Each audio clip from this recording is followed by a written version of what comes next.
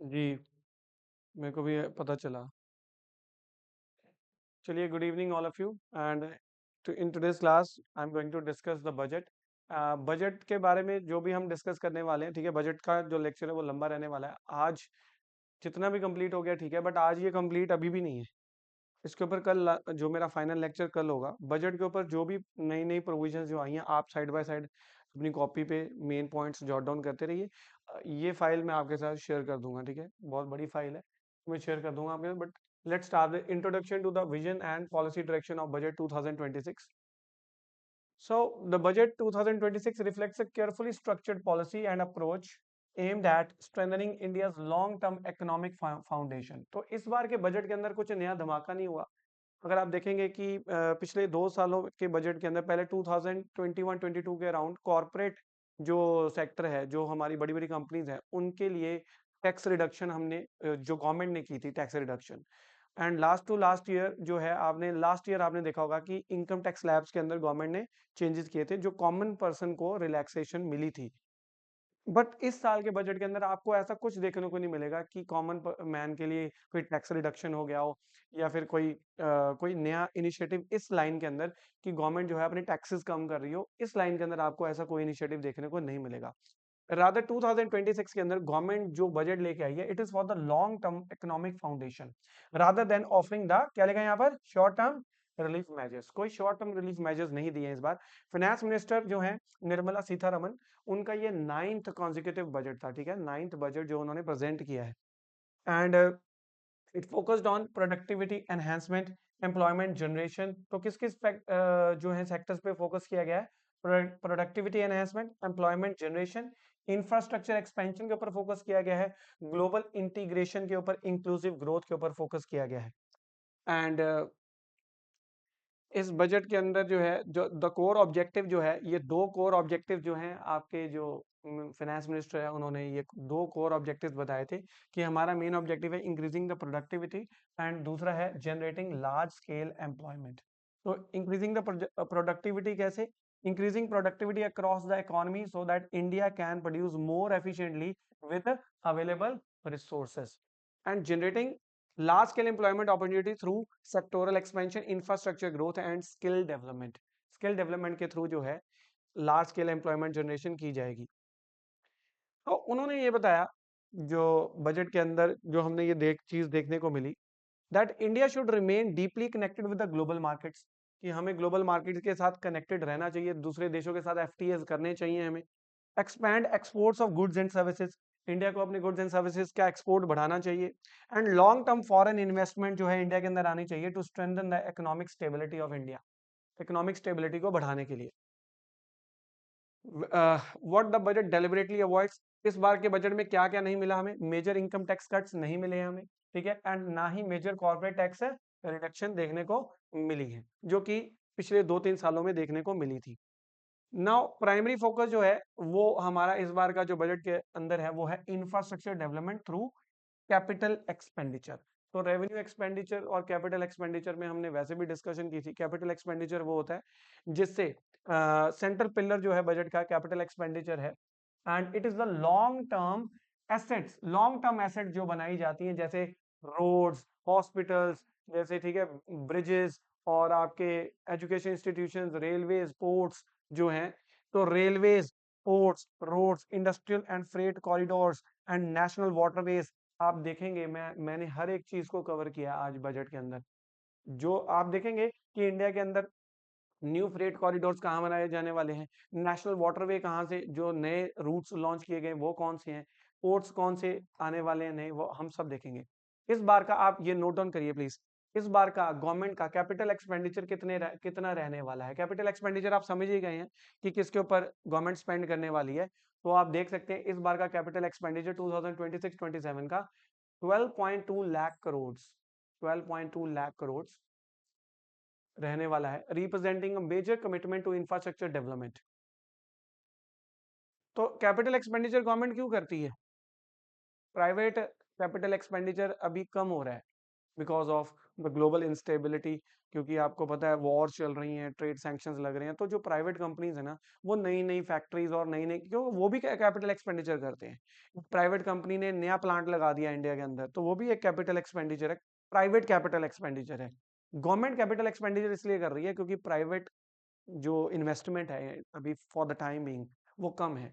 तो फिर गवर्नमेंट जो है कैपिटल एक्सपेंडिचर कर रही है, जिससे क्या होगा बताइए, क्या होगा बताइए, इंडस्ट्रियल ग्रोथ, और क्या होगा, job creation, easier movement of goods and trade facilitation, क्योंकि रेलवे, स्पोर्ट्स, रोड्स हम ये सब बनाएंगे, इससे ये होगा।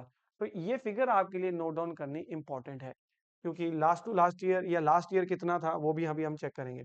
देन फाइनेंस मिनिस्टर जब बजट प्रेजेंट करे थे, उन्होंने बताया कि हमारी 3 कर्तव्य हैं, 3 ड्यूटीज हैं। तो फाइनेंस मिनिस्टर जो है, 3 ड्यूटीज कौन सी हैं वो आपको पता होना चाहिए, जो कि उन्होंने हाईलाइट की थी। फर्स्ट कर्तव्य है कि वो कह रहे थे हम क्या लेके आएंगे, strong economic growth, strong economic growth लेके आएंगे। ठीक है, इसमें हम क्या करेंगे, इकोनॉमी की प्रोडक्टिविटी कैपेसिटी को इम्प्रूव करेंगे। कैसे इम्प्रूव करेंगे, we will do the expansion of manufacturing in 7 important sectors, manufacturing को बढ़ाएंगे इंडिया के अंदर। डेवलपमेंट ऑफ चैंपियन एमएसएमईज, ये भी इंपॉर्टेंट है, micro small medium enterprises, champion किसको बोलते हैं वो अभी हम देखेंगे। Then ensuring energy security also, क्योंकि जब आप मैन्युफैक्चरिंग बढ़ा रहे हो तो वहां से आपके पास बिजली नहीं है, इलेक्ट्रिसिटी ही नहीं है, तो फिर आपके पास क्या होनी चाहिए साथ में, एनर्जी सिक्योरिटी भी होनी चाहिए।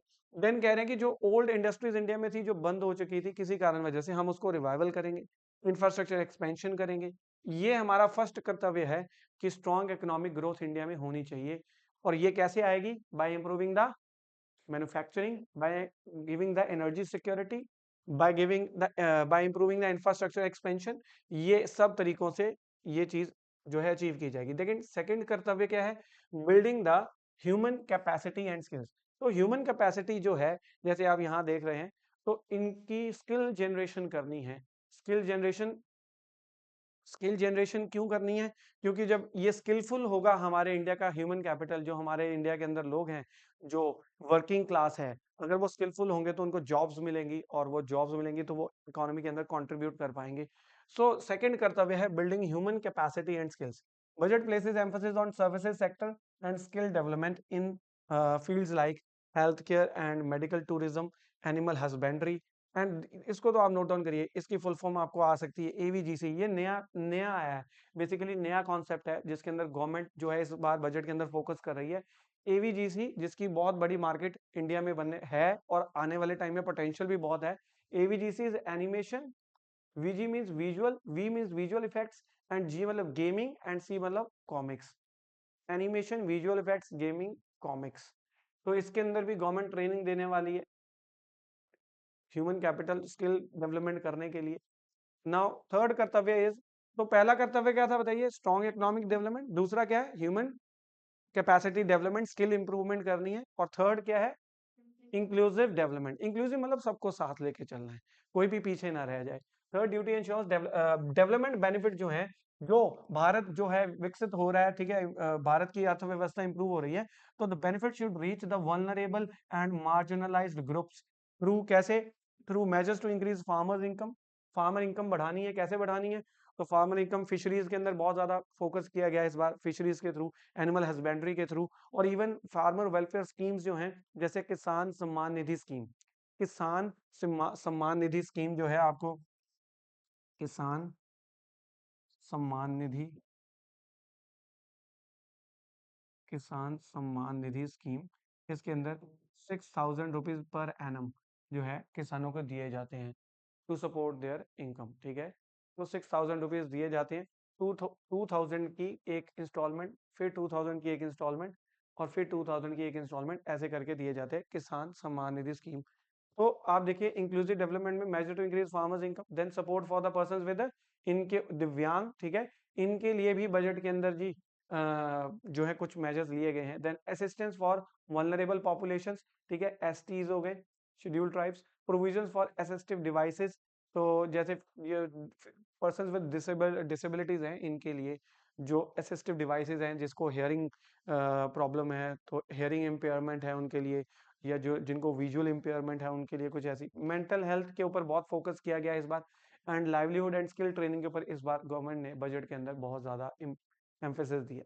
Then coming to the next part, custom duties reduction. पहला सबसे हम वन बाय वन करते चलते हैं कि क्या क्या इंपॉर्टेंट इस बार हुआ है। कस्टम्स ड्यूटी रिडक्शंस, तो गवर्नमेंट कह रही है कि हम इस बार क्या करने वाले हैं, कस्टम ड्यूटी को कम करने वाले हैं।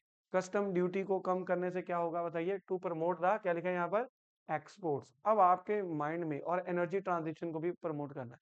अब आपके माइंड में एक क्वेश्चन आएगा, यार कस्टम्स तो इंपोर्ट जब हम करते हैं उसमें लगता है, कस्टम वालों ने पकड़ लिया जी, वहां से सामान आ रहा था, कस्टम वालों ने रोक लिया। आप भी जब कभी फॉरेन कंट्री से कोई सामान लेके आ रहे हैं और जो परमिटेड है उससे एक्सेस ले आए हैं आप, जैसे गोल्ड जितना आप कैरी कर सकते थे उससे ज्यादा ले आए हैं, या कोई ऐसी चीजें चीजें हैं जो आप नहीं ला सकते थे, और उसके आपको डिक्लेयर करना पड़ेगा कस्टम वालों को, उसके ऊपर आपको कस्टम ड्यूटी पे करनी पड़ेगी। क्योंकि कुछ चीजें भारत में ऐसी हैं कि भारत के अंदर वो महंगी हैं, और बाहर से जब लेके आएंगे तो आप वो सस्ती होती है, तो फिर तो बंदा यही शुरू कर देगा, वहां से लाएगा आईफोन और यहाँ बेच देगा। ऐसा नहीं होगा कि आप कितने सारे आईफोन लाके बेचना शुरू कर देंगे। तो फिर आप, कुछ ऐसी चीजें होती हैं कि आप कस्टम्स जो होते हैं ना, उसमें एक रेड कॉरिडोर होता है, ग्रीन कॉरिडोर होता है। आपको पहले ही बताना पड़ता है कि भाई मेरी बैग में क्या है। अगर आप, मैं वैसे बता रहा हूँ कि एक जो ट्रेवलर्स होते हैं उनको भी बताना पड़ता है कि हमारे बैग में क्या है। रेड कॉरिडोर में आपके पास कुछ ऐसी चीज है जिसके ऊपर कस्टम ड्यूटी लगनी चाहिए। ये तो वो हो गया। एक होता है कि जब हम इंपोर्ट करते हैं तो पूरा का कंटेनर आता है, वहां पर भी कस्टम्स वाले होते हैं, और आपका कस्टम ड्यूटी जो बनती है आपको वो पे करके फिर आप अपना इंपोर्ट जो भी चीज है फिर आप वो ले सकते हैं। तो पॉइंट ये है कि गवर्नमेंट कह रही है हमें एक्सपोर्ट इम्प्रूव प्रमोट करने हैं। उसके लिए वो क्या कह रहे हैं, हम क्या कम कर देंगे, कस्टम ड्यूटी। थोड़ा सा दिमाग में जम नहीं रहा कि एक्सपोर्ट बढ़ाने हैं उसके लिए कस्टम ड्यूटी क्यों कम करनी है। कस्टम ड्यूटी तो इंपोर्ट्स के ऊपर लगती है ना। समझ आ रही बात। तो इसका आंसर ये है कि इंडिया, नो डाउट, जो गुड्स, फिनिश्ड गुड्स हम एक्सपोर्ट करते हैं, बट उसके लिए हमें कई बार रॉ मटेरियल जो है हमें इंपोर्ट करना पड़ता है। तो जब हम रॉ मटेरियल को इंपोर्ट करते हैं तो उसके ऊपर कस्टम ड्यूटी लग जाती है। जब कस्टम ड्यूटी लग जाती है तो सब 100 रुपए की चीज मैंने इंपोर्ट करी, उसके ऊपर उन्होंने 50% कस्टम ड्यूटी लगा दी, तो वो चीज कितने की पड़ी मुझे, 150 रुपए की। 150 रुपए के बाद मैंने उसको बनाया, बनाने के बाद जो भी मेरी कॉस्ट आई तो मैंने 500 रुपए की एक्सपोर्ट करी। अब मैं एक्सपोर्ट कर रहा हूँ। अब यही अगर गवर्नमेंट कस्टम ड्यूटी कम कर दे, मेरे रॉ मटेरियल जो मैं इंपोर्ट कर रहा हूँ, तो वही 50% की जगह 10% कस्टम ड्यूटी हो जाए, तो वो 100 रुपए की चीज मुझे 110 रुपए की मिल रही है, क्योंकि 10% कस्टम ड्यूटी हो गई है। और वही जब मैं फाइनल बना रहा हूँ तो वो 500 रुपए की चीज मैं 450 की बाहर एक्सपोर्ट कर सकता हूँ, क्योंकि मेरी कॉस्ट कम हो गई है ना कॉस्ट कम। तो अगर मेरी कॉस्ट कम हो गई है तो मेरा फाइनल गुड जब मैंने एक्सपोर्ट करूंगा, तो वहां पर फिर इंडिया के गुड्स कॉम्पिटिटिव नहीं हो जाएंगे, बोलो, सस्ते नहीं हो जाएंगे, बोलो, सस्ते हो जाएंगे। और वहीं से फिर एक सिंगापुर का प्रोडक्ट है, वही इंडिया का प्रोडक्ट है, वहां से थाईलैंड का है, इंडिया का, और फिर वो जो भी लोग बायर्स जिसको हम एक्सपोर्ट कर रहे हैं, ऑब्वियसली हम फॉरेन कंट्रीज में एक्सपोर्ट करें, तो वो बायर्स क्वालिटी एंड प्राइस दोनों कंपेयर करते हैं ना। तो फिर हमारे गुड्स कॉम्पिटिटिव नहीं हो जाएंगे, हो जाएंगे तो एक्सपोर्ट बढ़ेगा नहीं इंडिया का, बोलो। तो यही है, यही चीज है। The budget reduces the custom duties, taxes on imports and exports with the two primary objectives. दो मेन ऑब्जेक्टिव है कस्टम ड्यूटीज क्यों कम कर रही है गवर्नमेंट। एक तो है एक्सपोर्ट्स को बूस्ट करना है, और कौन से सेक्टर्स में बूस्ट करना है, एक तो है मेरीन प्रोडक्ट्स को बूस्ट करना है, लेदर एंड टेक्सटाइल्स को बूस्ट करना है। टेक्सटाइल हो गए आपके कपड़े वगैरह। तो आप देखिए कि बांग्लादेश का सबसे ज्यादा टेक्सटाइल जो है एक्सपोर्ट होता है। Bangladesh is the hub of, for time being present, पहले हमारा साउथ इंडिया था, बैंगलोर ये वाली साइड पे, पर सारी फैक्ट्रीज सारी शिफ्ट हो गई हैं बांग्लादेश के अंदर। हाँ, मतलब वहां पर सारा फैक्ट्रीज हब वहां पर शिफ्ट हो गए हैं, क्योंकि चीप लेबर मिल जाती है वहां पर, और वहां पर टैक्सेस कम है, गवर्नमेंट ने लगाए हैं, तो वो उनका टेक्सटाइल बहुत एक्सपोर्ट होता है। तो फिर हमने टेक्सटाइल को इम्प्रूव करना, देन प्रोडक्ट्स, देन लेदर्स, इनके ऊपर हमें एक्सपोर्ट्स को बूस्ट करना है। दूसरा है एनर्जी ट्रांजिशन। एनर्जी ट्रांजिशन ये है कि प्यारे बच्चों, हमें हमें ना, आपको पता है ग्रीन एनर्जी की तरफ जाना, तो सोलर एनर्जी, हमें सोलर एनर्जी की तरफ हम जाते हैं। तो फिर आपको पता है सोलर पैनल्स लगते हैं घरों के ऊपर, भी देखा होगा आपने solar panel. Solar panels India में पहले नहीं बनते थे, अब बनने स्टार्ट हो गए। बट सोलर पैनल्स इंडिया में बनने के लिए भी पहले रॉ मटेरियल चाहिए हमें। वो रॉ मटेरियल आता ही चाइना से है। चाइना में प्रीडोमिनेटली कहाँ से आता है, चाइना से आता है। प्रीडोमिनेटली मैं बोल रहा हूँ, चाइना से आता है। तो फिर उन प्रोडक्ट्स के ऊपर भी गवर्नमेंट क्या कर रही है, कस्टम ड्यूटी कम कर रही है। कस्टम ड्यूटी कम हो जाएगी तो वो सोलर पैनल्स क्या हो जाएंगे इंडिया में, चीप। तो फिर हम ग्रीन एनर्जी की तरफ ट्रांजिशन कर पाएंगे ना। तो इसलिए कस्टम ड्यूटी गवर्नमेंट कम कर रही है इस बार के बजट के अंदर। ठीक है, अंडरस्टैंडिंग कस्टम ड्यूटी ये मैंने आपको बता दिया। की सेक्टर जहां पर कम हो रहे हैं ये भी मैंने आपको बताया। Then examples of import dependency, जैसे मरीन प्रोडक्ट्स हैं, जैसे अब मरीन प्रोडक्ट्स का एक्सपोर्ट बढ़ाना है, तो फिर जो रॉ मटेरियल, जैसे फिश फिश की फीड, फिश की फीड, उसके ऊपर कस्टम ड्यूटी कम हो रही है। प्रोसेसिंग, अब लेदर वाली बात करें तो प्रोसेसिंग केमिकल्स के ऊपर कम हो रहा है। लेदर इंडस्ट्री की बात करें तो टैनिंग केमिकल्स के ऊपर कस्टम ड्यूटी कम कर दी, सिंथेटिक मटेरियल पे कम कर दी, डाइज के ऊपर कम कर दी। टेक्सटाइल इंडस्ट्री की बात करें तो यॉन फैब्रिक्स के ऊपर कम कर दी कस्टम ड्यूटीज, तो जिसकी वजह से हमारे एक्सपोर्ट्स जो है बढ़ेंगे, इंडिया के प्रोडक्ट्स कॉम्पिटिटिव हो जाएंगे। How custom duty effects exports competitiveness, this I have already told you कि कॉस्ट कम हो जाती है, तो अगर कस्टम ड्यूटी कम हो जाएगी तो that I have already told you.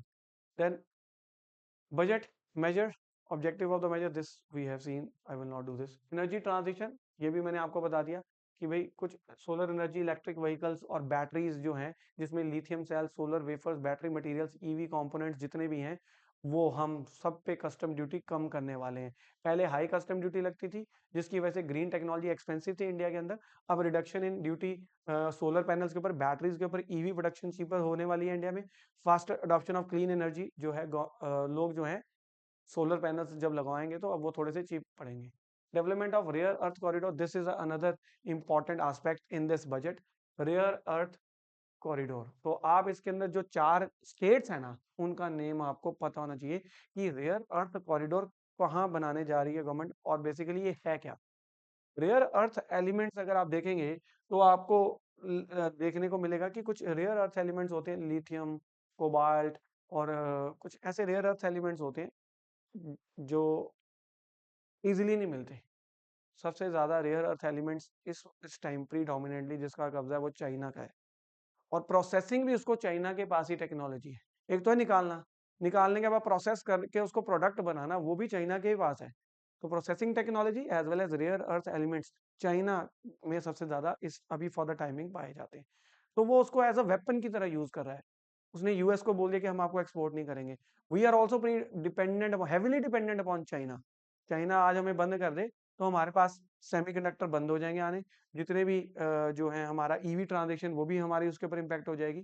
तो ये चीजें जब सप्लाई चेन डिसरप्शन अगर हो गई तो India is dependent upon China, तो इंडिया चाहता है कि हम सेल्फ इंडिपेंडेंट हो जाएं। तो इंडिया क्या इस बार बजट के अंदर एम्फेसिस दिया गया है creation of rare earth corridor. तो ओडिशा, केरला, आंध्र प्रदेश, तमिलनाडु के अंदर रेयर अर्थ मिनरल्स पाए जाते हैं, तो वहां से इसको जो है हम इस बार इन स्टेट्स के अंदर फोकस करने वाले हैं ताकि रेयर अर्थ एलिमेंट्स हम यहाँ से ले पाए। Then rare earth minerals are essential for electronics, ये किसके लिए इंपॉर्टेंट होते हैं? इलेक्ट्रॉनिक्स, आपके मोबाइल, आपका लैपटॉप, आपका फ्रिज, जितनी भी इलेक्ट्रॉनिक आइटम्स हैं, सब में रेयर अर्थ एलिमेंट्स से जो बने हुए चिप्स हैं, चिप खाने वाले चिप्स नहीं, ठीक है, इलेक्ट्रॉनिक चिप्स, वो यूज होते हैं। देन बैटरीज के अंदर यूज होते हैं रेयर लिथियम जो है रेयर अर्थ एलिमेंट है। Then mobile devices, defence equipment, even जो आपकी मिसाइल्स हैं, रॉकेट्स हैं, उसके अंदर द कॉरिडोर विल सपोर्ट। ये जो कॉरिडोर क्या सपोर्ट करेगा बताओ? पहले माइनिंग करेंगे, फिर दूसरे नंबर पे क्या करेंगे? प्रोसेसिंग करेंगे, फिर उस पर रिसर्च करेंगे, फिर हम मैन्युफैक्चरिंग करेंगे। It will reduce the dependence on China, China पे डिपेंडेंस हमारी कम होगी। देन नेशनल वाटरवे की बात आ जाती है। नेशनल वाटरवे हम जो है करने जा रहे हैं इंप्रूव, क्योंकि देखो इस बार कैपिटल एक्सपेंडिचर रोड्स और रेलवेज पे तो हम बहुत करने वाले हैं, साथ ही साथ हम नेशनल वाटरवेज के ऊपर भी करने वाले हैं। नेशनल वाटरवेज पे इसलिए करने वाले हैं क्योंकि सबसे चीपर मोड ऑफ ट्रांसपोर्टेशन जो है वो वाटरवेज ही होते हैं। तो वाटरवेज सबसे चीपर मोड है। तो हम इस बार नेशनल वाटरवे जो है, इस बार जो हम बनाने जा रहे हैं, वो कल्चर, अंगुल और कलिंगा नगर टू पारादीप एंड धर्मा पोर्ट्स, इनके साथ कनेक्ट करने वाले। ये कहाँ है ये अभी मैं आपको बताऊंगा कि ये कहाँ है, बट अभी just you keep in mind national waterway development करने वाले। देन उसके अलावा वाटरवे डेवलपमेंट के अलावा और क्या करने वाले हैं बताओ? Industrial and freight corridor. Freight corridor क्या होता है? आपने जब ये रेलवे लाइन देखी है, यहाँ से पैसेंजर गाड़ियां निकलती हैं, है ना, शताब्दी निकल गई, राजधानी एक्सप्रेस, उसमें लोग बैठे हुए हैं, है ना। फिर आप देखोगे मालगाड़ी भी निकलती है कई बार, देखा है ना आपने।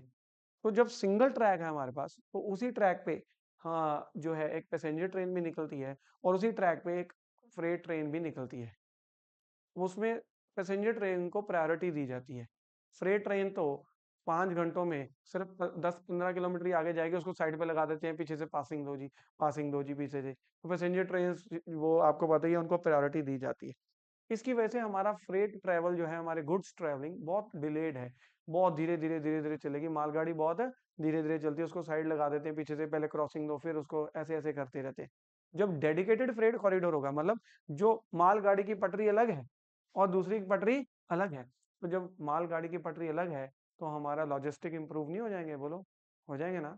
तो फिर हम क्या बनाने जा रहे हैं, industrial corridor as well as freight corridor. Industrial corridor वो होते हैं जितने भी इंडस्ट्रियल मेन इंडस्ट्रियल हब्स हैं उनको कनेक्ट करना, इंडस्ट्रियल हब्स को कनेक्ट करना, ठीक है, और उनको पोर्ट्स के साथ भी कनेक्ट करना ताकि एक्सपोर्ट करें हम सीधे ही। तो यही है। Two major corridor projects are highlighted, east coast industrial corridor, तो यहाँ पर east coast industrial corridor with Durgapur West Bengal as a node, then dedicated freight corridor, ये होता है जो मालगाड़ी वाली जो पटरी मैं अब आपको बोला था, दनकुनी वेस्ट बंगाल से सूरत गुजरात, आप देख सकते हैं ईस्ट से लेके वेस्ट तक, वेस्ट बंगाल बिल्कुल इधर ईस्ट पे है और गुजरात इधर बिल्कुल क्या है, वेस्ट पे है। तो ये आपको पता होना चाहिए कि कहाँ से लेकर जो नया कॉरिडोर बनने जा रहा है वो दनकुनी वेस्ट बंगाल से लेके सूरत गुजरात में बनने जा रहा है। समझ में आई। और यहाँ पर आप देख सकते हैं कि freight corridors are railway lines dedicated exclusively to the goods train, enabling faster and more efficient freight. Then focus area for economic strengthening to fulfill the first कर्तव्य manufacturing revival of old industries, this we already seen. तो overall policy क्या है जी बताइए, ये तो एक overall मैंने बताया कि बजट के अंदर मेन चीजें क्या है। अब हम वन बाय वन हम इसको सारी चीजों को देखते हैं। Union budget 2026 presented a long term growth employment oriented budget. It seeks to build infrastructure, strengthen manufacturing, exports. Exports कैसे, कस्टम ड्यूटी कम कर दी, मैन्युफैक्चरिंग कैसे बढ़ाएंगे, तो ये इंडस्ट्रियल कॉरिडोर बना दिए, फ्रेट कॉरिडोर्स बना दिए, और हम कैपिटल इन्वेस्टमेंट कर रहे हैं। ह्यूमन डेवलपमेंट, स्किल डेवलपमेंट कैसे करेंगे हम, कि हम स्किल्स को इंप्रूव करेंगे जो भी है, कैसे स्किल डेवलपमेंट प्रोग्राम्स हम चलाएंगे। इंक्लूसिविटी, सबकी डेवलपमेंट होनी चाहिए, ये क्रिटिकल मिनरल्स के ऊपर फोकस किया गया है। एंड ये ड्रामेटिक कट्स इस बार आपको देखने को नहीं मिले हैं। चलिए फाइनेंस कमीशन, अब सबसे पहले हम आ जाते हैं कि फाइनेंस कमीशन ने इस बार के जो फाइनेंस कमीशन की रिपोर्ट वैसे बजट के अंदर नहीं होती, पर इस बार बजट के अंदर फाइनेंस कमीशन की जो रिपोर्ट है, 16th फाइनेंस कमीशन, पहले तो आप लिख लीजिए कि 16th फाइनेंस कमीशन अभी प्रेजेंटली इंडिया में जो है उसकी रिपोर्ट आ गई है। 16th फाइनेंस कमीशन, उनके हेड, उनके 16th फाइनेंस कमीशन के हेड का, प्रेजेंट हेड जो है उनका नेम बताइए। हाँ आप बताइए। चलिए इन्होंने तो पढ़ा हुआ है बजट, आप बताइए। हाँ जी, आपने पढ़ा हुआ, आप बताइए। 16th फाइनेंस कमीशन के हेड का नाम बताइए, आप बताइए। अरविंद पाना गड़िया, ठीक है, ठीक है, अरविंद पाना गड़िया, अरविंद पाना गड़िया,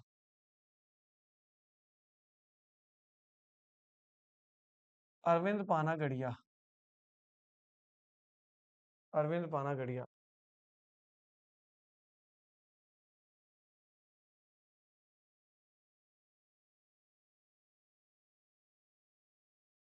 अरविंद पाना गड़िया is also the vice chairman of NITI Aayog, ठीक है, फॉर्मर वाइस चेयरमैन थे, अभी प्रेजेंट है या नहीं ये I am not very sure. Former vice chairman NITI Aayog के तो थे, presently he is vice chairman और not, I have to check. But 16 finance commission के हेड कौन है, अरविंद पाना गड़िया।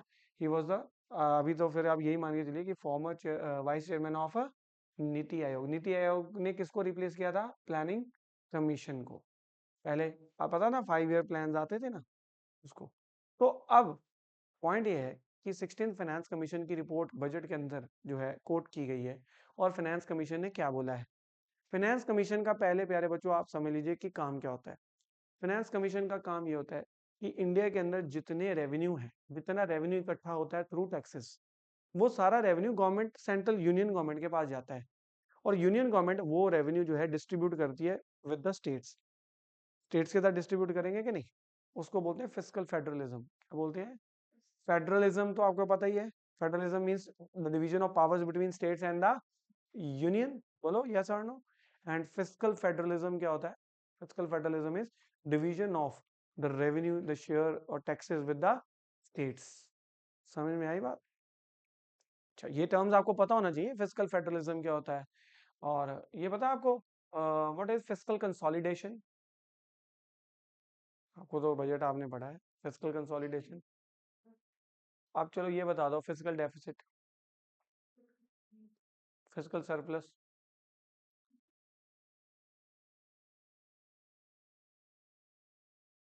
वेरी गुड, बिल्कुल सही आंसर दिया शिवी ने। मैंने पहले भी उस दिन आपको बताया था इंडिया का, वो आपको बताया था जिस दिन मैं बजट करा रहा था, financial responsibility and budget management act के अंदर फिजिकल डेफिसिट का कितना टारगेट है हमारा, 3% ऑफ द जीडीपी। बोलो यस और नो। और मैंने बोला था जब कोविड-19 आया था तो हमारा फिस्कल डेफिसिट, हमारे खर्चे, हमारी सरकार खर्चा ज्यादा कर रही है, इनकम हमारी सरकार के पास कम है, तो फिर हम बोलते हैं हमारी सरकार का फिस्कल डेफिसिट है। क्या है? फिस्कल डेफिसिट है। तो कोविड-19 के दौरान हेल्थ के ऊपर एक्सपेंडिचर किया होगा ज्यादा, तो फिर वो 11% जीडीपी का पहुंच गया था। जितनी भारत की जीडीपी उसका 11%। जब फिस्कल डेफिसिट बहुत बढ़ जाता है तो उसमें फिर वो हमारी इकोनॉमी के लिए सही नहीं होता, क्योंकि भारत अगर खर्चा ज्यादा है, आमदन कम है, तो ऑब्वियसली आप मुझे बताइए, एक पर्सन जिसका खर्चा ज्यादा और उसकी इनकम कम, तो वो उसको गैप को ब्रिज कैसे करता होगा? कमाता 100 रुपये है, खर्चता 300 रुपये है, तो वो 200 रुपये के गैप को कैसे ब्रिज करता होगा? कमाई तो उसकी 100 रुपये है। या तो वो लोन लेता होगा, और या फिर वो कोई एसेट बेचता होगा। घर का कोई सामान बेचना पड़ता है, तब पैसे आते हैं, नहीं तो हमें किसी से उधारे लेने पड़ते हैं। तो गवर्नमेंट भी ऐसे ही करती है, क्योंकि फिजिकल डेफिसिट है, कोई कौन देगा? या तो हम लोन उठाएंगे, गवर्नमेंट लोन उठाएगी, या गवर्नमेंट डिसइन्वेस्टमेंट करेगी। डिसइन्वेस्टमेंट, डिसइन्वेस्टमेंट मतलब गवर्नमेंट की जो पब्लिक एसेट है उसको क्या करेगी? बेचेगी। तो अगर फिजिकल डेफिसिट है तो लोन लिया होगा, लोन लिया होगा तो उसके ऊपर ब्याज बढ़ रहा होगा, इंटरेस्ट बढ़ रहा होगा। तो अगर फिजिकल डेफिसिट ज्यादा है तो इंटरेस्ट भी बहुत ज्यादा है। और इंटरेस्ट इतना, अगर इंटरेस्ट ज्यादा होना शुरू हो गया तो हमारी इनकम तो ड्रास्टिकली बढ़ने नहीं वाली। तो एक्सपेंडिचर अगर इतना ज्यादा ज्यादा बढ़ गया, इंटरेस्ट ज्यादा हो गया, तो वो एक डेट ट्रैप हो जाता है। क्या हो जाता है? वो एक डेट ट्रैप में फंस जाता है इंसान। बोलो, एक एक हद से ज्यादा अगर हम कर्जा ले लें, तो फिर उस कर्जे को उतारने के लिए जो ब्याज है, हम ब्याज नहीं वो इंसान वापस कर पाता, प्रिंसिपल अमाउंट तो कैसे ही वापस करेगा। और ब्याज पे ब्याज पे ब्याज पे बढ़ता जाता है, प्रिंसिपल बढ़ती जाती है, ब्याज और बड़ा होता जाता है, फिर वो डेट ट्रैप के अंदर फंस जाता है कि नहीं? बोलो यस और नो। सिमिलरली गवर्नमेंट का भी फिजिकल डेफिसिट बहुत ज्यादा नहीं होना चाहिए। वो जिन कंट्रीज का फिजिकल डेफिसिट बहुत ज्यादा है तो वहाँ इकोनॉमिक क्राइसिस आपको देखने को मिलेंगे, फिर वहां पर बेल आउट पैकेज लेने पड़ते हैं। वर्ल्ड बैंक, आईएमएफ के पास जाके बोलते हैं जी हमें कोई पैकेज दे दीजिए और हम इसको अपनी इकोनॉमी को सुधारेंगे। तो अभी for the timing 4.5% physical deficit है। कितना है? 4.5% of the GDP physical deficit है, जो कि इकोनॉमिक सर्वे में उन्होंने बोला था कि गवर्नमेंट फ्लेक्सिबल रहेगी, बहुत रिजिड नहीं होगी, इसको कम नहीं करेंगे हम। जबकि इन्होंने बोला था कि हम अपना फिजिकल डेफिसिट 3% तक ले आएंगे। पर इकोनॉमिक सर्वे में क्या बोला था कि government will remain flexible. Means government अपना खर्चा बहुत ज्यादा कम नहीं करेगी, क्योंकि देखो फिजिकल डेफिसिट कम करना है, या तो रेवेन्यू बढ़ाओ या तो खर्चा कम करो, यही है ना तरीका। तो फिजिकल डेफिसिट कम करने के लिए गवर्नमेंट को अपना खर्चा कम करना पड़ेगा। खर्चा कहाँ कम करोगे? या तो कैपिटल एक्सपेंडिचर कम करो, या फिर social services, social welfare programmes को कम करो, वहां पर एक्सपेंडिचर कम करो। तो उन्होंने बोला इस बार गवर्नमेंट अपना फिजिकल डेफिसिट कम नहीं करेगी, क्योंकि इस बार जो ग्लोबल कंडीशंस हैं वो बहुत वोलाटाइल है। कहीं किसी के वहां पर सैंक्शन लगा दी, किसी ने वो ट्रेड सैंक्शन लगा दी, किसी ने टैरिफ लगा दिया, किसी ने कुछ लगा दिया। तो हमें अपनी इकोनॉमी को थोड़ा सा मोमेंटम बनाए रखने के लिए गवर्नमेंट को क्या करना पड़ सकता है? इन्वेस्टमेंट करनी पड़ सकती है, इसलिए फिजिकल डेफिसिट कम नहीं करेंगे। तो कमिंग बैक, फिजिकल डेफिसिट तो आपको समझ में आ गया। फिजिकल सरप्लस क्या होता है? जब गवर्नमेंट की आमदनी ज्यादा और खर्चा कम। ये तो वैसे बहुत रेयर है, ऐसे हो ही नहीं सकता, है ना? फिर मैंने बोला फिजिकल कंसोलिडेशन क्या होता है? फिजिकल कंसोलिडेशन इसको ही बोलते हैं, जब गवर्नमेंट अपना फिजिकल डेफिसिट कम कर रही होती है उसको बोलते हैं फिजिकल कंसोलिडेशन। ठीक है, उसको बोलते हैं फिजिकल कंसोलिडेशन, कि government is reducing the physical deficit, that is physical consolidation. तो अब यहाँ पर हम डिस्कस करते हैं कि फाइनेंस कमीशन का क्या रोल है। फाइनेंस कमीशन का, अब फिजिकल फेडरलिज्म भी बता दिया मैंने आपको। ठीक है, चलो एक और बताओ, balance of payment and balance of trade, चलो बताओ दोनों में क्या फर्क होता है? बैलेंस ऑफ पेमेंट प्रॉब्लम देखोगे आप, कई देशों में बैलेंस ऑफ पेमेंट प्रॉब्लम है, बैलेंस ऑफ ट्रेड और बैलेंस ऑफ पेमेंट। चलो ये बताओ, ट्रेड डेफिसिट बताओ। ये तो बहुत इजी है, ट्रेड डेफिसिट इकोनॉमिक टर्म्स है। पढ़िए कौन, इकोनॉमिक्स पढ़िए? नहीं पढ़ा? वेरी गुड, इन्होंने बहुत सही आंसर दिया। ट्रेड डेफिसिट होता है कि जब हम एक्सपोर्ट कम कर रहे हैं, इंपोर्ट ज्यादा कर रहे हैं। आप लो ना अपने ऊपर, आप क्या कर रहे हो? आप बिजनेस कर रहे हो किसी के साथ, आप कह रहे हो यार देख, तेरे से मैं ये चीज ले लूंगा, तू मेरे से ये चीज ले लेना, है ना? आपने उससे इंपोर्ट ज्यादा कर लिया, आपने बोला 1000 रुपए का इंपोर्ट कर लिया, आपने उसको बेचा 500 रुपए का। बोलो, तो या तो बराबर कर देते, तो फिर आपका ट्रेड डेफिसिट नहीं होता, इक्वल रहता, यही रहता ना। तो जब आप उससे ज्यादा इंपोर्ट कर रहे हैं, चीजें ज्यादा ले रहे हैं और बेच उसको कम रहे हैं, तो फिर आप जो ट्रेड कर रहे हैं ना, आप ट्रेड डेफिसिट में हैं। बोलिए यस और नो, आप ट्रेड डेफिसिट में हैं। ट्रंप यही तो कहता है। ट्रंप क्या कहता है? कहता है America is in trade deficit. Why trade deficit? क्यों? बिकॉज अमेरिका इंडियन गुड्स के ऊपर कोई टैरिफ नहीं लगाता, जबकि इंडिया अमेरिका के गुड्स के ऊपर क्या लगा देता है? टैरिफ लगा देता है। तो फिर जब अमेरिका इंडिया के गुड्स पे कोई टैरिफ नहीं लगाता, तो इंडिया के गुड्स ज्यादा एक्सपोर्ट होंगे और वो लेंगे भी। बोलो यस और नो, क्योंकि वो टैरिफ नहीं लगा रहा, तो जितने का हमने भेजा उतने का ही वहां बिक रहा है। जबकि वो हमारी देश में जब बेचना चाहता है, तो हमारी सरकार का पोर्ट पे आते क्या लगा देती है उसके ऊपर, तो वो महंगे हो जाते हैं। तो आप वो इम्पोर्टर इंपोर्ट करेंगे ही नहीं, क्योंकि उनको पता है ये तो इंडिया में महंगा हो जाता है यार, ये तो कोई नहीं लेता, बिकता ही नहीं है, तो इंपोर्ट क्यों होगा? बोलो यस और नो।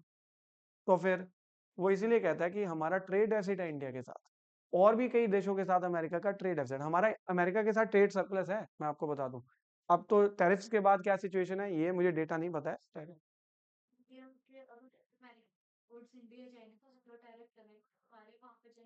18% लगेगा।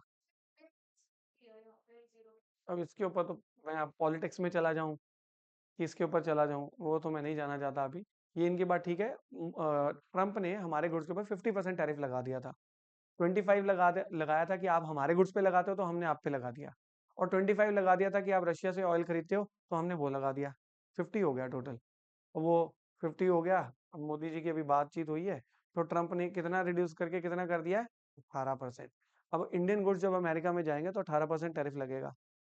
अब वहां पर इंडिया में अभी भी इंडिया का अमेरिका के साथ ट्रेड सरप्लस है या ट्रेड डेफिसिट है, ये नहीं मुझे पता। बट शुरू से हमारा अमेरिका के साथ क्या रहा है?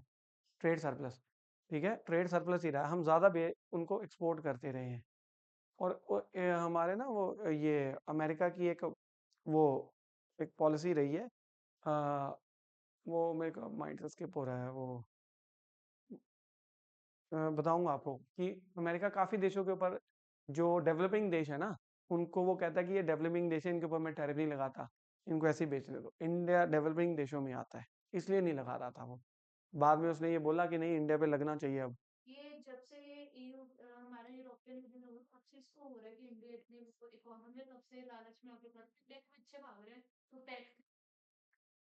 टैक्स से लिखा, हाँ टैक्स से लिखा भी है, बिल्कुल। ठीक है, चलिए कोई बात नहीं, हम आप ठीक कह रहे हैं। ट्रेड डेफिसिट ट्रेड सरप्लस तो आपको पता चल गया। बैलेंस ऑफ पेमेंट और balance of trade, balance of trade यही है। बैलेंस ऑफ ट्रेड क्या है? the difference between exports of goods and imports of goods, that is balance of trade. If you are exporting more and you are importing less, then you have a trade surplus. If you are importing more and exporting less, then you have a trade deficit. Then balance of payment क्या है? हाँ जी, बिल्कुल सही इन्होंने बोला कि balance of payment is a broader term. Balance of trade में सिर्फ गुड्स का लेन देन की बात कर रहे हैं हम बस। बैलेंस ऑफ पेमेंट क्राइसिस ये होता है। बैलेंस ऑफ पेमेंट क्राइसिस मतलब ये है कि अब देखो, बैलेंस ऑफ पेमेंट एक ब्रॉडर टर्म है। अगर मैं आपको बताऊं, यहाँ पर देखो, बैलेंस ऑफ पेमेंट एक बड़ा सर्कल है, बैलेंस ऑफ ट्रेड एक छोटा सर्कल है। यहाँ पर बैलेंस ऑफ ट्रेड में क्या कर रहे हैं हम? दो देश हैं, सपोज करो country A and country B. ये बैलेंस ऑफ ट्रेड की अगर हम बात करेंगे, तो ये गुड्स, ये गुड्स, ये गुड्स, ये गुड्स, ये गुड्स, ये कंट्री ने यहाँ बेचे, और ये वाले गुड्स, ये वाले, ये सर्कल वाले, ठीक है, ये सर्कल, ये हम स्क्वायर वाले बना देते हैं, ये इसने यहाँ बेचे। ठीक है, अब ये पैसों में लेन देन तो करेंगे ही, बोलो यस और नो। तो पैसों में लेन देन करेंगे, तो ये भी तो बैलेंस ऑफ पेमेंट में काउंट होगा। होगा कि नहीं होगा? बोलो यस और नो।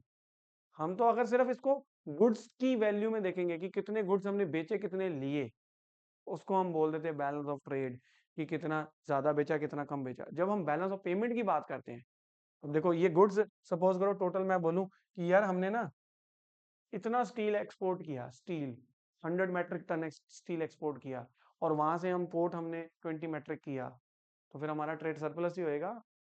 बट जब हम इसको पेमेंट की मेजर में हम इसको काउंट करते हैं कि टोटल कितने के गुड्स बेचे यार, टोटल कितने के गुड्स बेचे, तो वो कहता है जी हमने 1 करोड़ रुपए के गुड्स बेच दिए। वो वहां से खरीदे कितने के? उसने बोला जी हाँ, आपने 50 लाख रुपए के खरीद लिए। ठीक है, तो फिर बैलेंस ऑफ पेमेंट की जब हम बात करते हैं तो यहाँ पर हम in the terms of money बात करते हैं, और यहाँ पर सिर्फ हम फिर गुड्स के ट्रेड को नहीं इंक्लूड करते, गुड्स के ट्रेड को तो इंक्लूड किया ही किया है, सर्विसेज भी तो बेचते हैं, बोलो यस और नो, आईटी सर्विसेज बेचते हैं कि नहीं? हम आईटी सर्विस दूसरे देश में दे रहे हैं, एजुकेशन सर्विस दे रहे हैं, फाइनेंशियल सर्विसेज दे रहे हैं, दे रहे कि नहीं दे रहे दूसरे देश को? तो वहां से भी तो हमने पैसे अर्न किए होंगे कि नहीं किए होंगे? तो वो भी, उसको भी मनी वैल्यू के टर्म में वो भी तो उसके अंदर इंक्लूड करोगे। तो बैलेंस ऑफ पेमेंट के अंदर आपके गुड्स आ गए, और आपकी क्या आ गई, सर्विसेज आ गई, और इवन आपकी इन्वेस्टमेंट भी आ गई। क्या आ गई आपकी? इन्वेस्टमेंट। तो हमारे देश से इस देश में इन्वेस्टमेंट कितनी हुई, उस देश ने हमारे देश में कितनी इन्वेस्टमेंट करी, ये भी है। तो फिर बैलेंस ऑफ पेमेंट जो है it is a broader term, ठीक है, goods services and investments also सारे कवर हो जाते हैं। बैलेंस ऑफ ट्रेड जो है वो छोटी टर्म है, ठीक है, ट्रेड सरप्लस, ट्रेड डेफिसिट, उस वो सिर्फ हम गुड्स की टर्म में बात कर रहे हैं। Okay, fiscal deficit, fiscal surplus, ठीक है, एंड ट्रेड वो तो हो गया। Then fiscal consolidation, then fiscal federalism भी बात करी हमने, फिस्कल फेडरलिज्म। अब हम जो यहाँ पर बात करने जा रहे हैं वो फिस्कल फेडरलिज्म की बात करने जा रहे हैं हम। तो मैंने आपको बोला कि फाइनेंस कमीशन का काम ये होता है कि भाई साहब जितना पैसा आया टैक्सेस का, उसमें से अब आप सेंट्रल गवर्नमेंट कितना रखेगी और स्टेट्स को कितना देंगे आप, ये कौन डिसाइड करता है? ये रिकमेंडेशन देती है फाइनेंस कमीशन, वो तो गवर्नमेंट एक्सेप्ट करे या ना करे। तो फाइनेंस कमीशन ने रिकमेंडेशन दे दी है अपनी, तो वो कह रहे हैं 41% रेवेन्यू हम स्टेट्स में बांटेंगे। कितना बांटेंगे? 41%। अब 41% पैसा, जितना भी टैक्स का पैसा है उसका 41% जाएगा स्टेट्स के पास, तो उसके बाद जितना रह गया 59% वो रहेगा सेंट्रल गवर्नमेंट के पास, क्योंकि सेंट्रल गवर्नमेंट जो है वो पूरे इंडिया पे उसको देखना, पूरे इंडिया का देखना, उसको सिक्योरिटी को देखना है और डेवलपमेंट कैपिटल एक्सपेंडिचर सब देखना है। 41% हम स्टेट्स को बांटेंगे। अब इन 41% में से भारत में कितनी स्टेट्स हैं? कितनी? 28? पहले कितना बोला था? 28 ही है, ठीक है, 28 ही है। 28 स्टेट्स हैं। Which is the latest state? Telangana, ठीक है। तो पहले जो है जम्मू कश्मीर मतलब स्टेट थी तो 29 हो गई थी, Telangana was the 29th state, but since Jammu and Kashmir has been made the UT, तो फिर वो 29 से कम हो गई, तो फिर क्या हो गई, अब 28 हो गई। अदरवाइज तेलंगाना कौन सी थी? 29 थी। जम्मू कश्मीर एक यूटी और लद्दाख दो यूटीज, मतलब जम्मू एंड कश्मीर में पहले लद्दाख भी आता था, पूरी स्टेट थी जम्मू एंड कश्मीर में, लद्दाख वाज इंक्लूडेड, पर अब लद्दाख को सेपरेट यूटी बना दिया और जम्मू एंड कश्मीर को सेपरेट यूटी बना दिया। तो ये 41% जो है ना, 41% ये डिफरेंट स्टेट्स में बटेगा। अब पंजाब को कितना मिलेगा इसमें से, हरियाणा को कितना मिलेगा, महाराष्ट्र को कितना मिलेगा, केरला को कितना मिलेगा, तमिलनाडु को कितना मिलेगा, ये भी फाइनेंस कमीशन ही बताती है कि इनमें से किसको कितना कितना दोगे। तो वो कुछ फैक्टर्स होंगे जिसपे वो डिसाइड करते हैं। वो तो चलो हम बात करते हैं। एक आर्टिकल नोट डाउन कर लो, फाइनेंस कमीशन का आर्टिकल कौन सा है? Article 280 of the constitution deals with finance commission.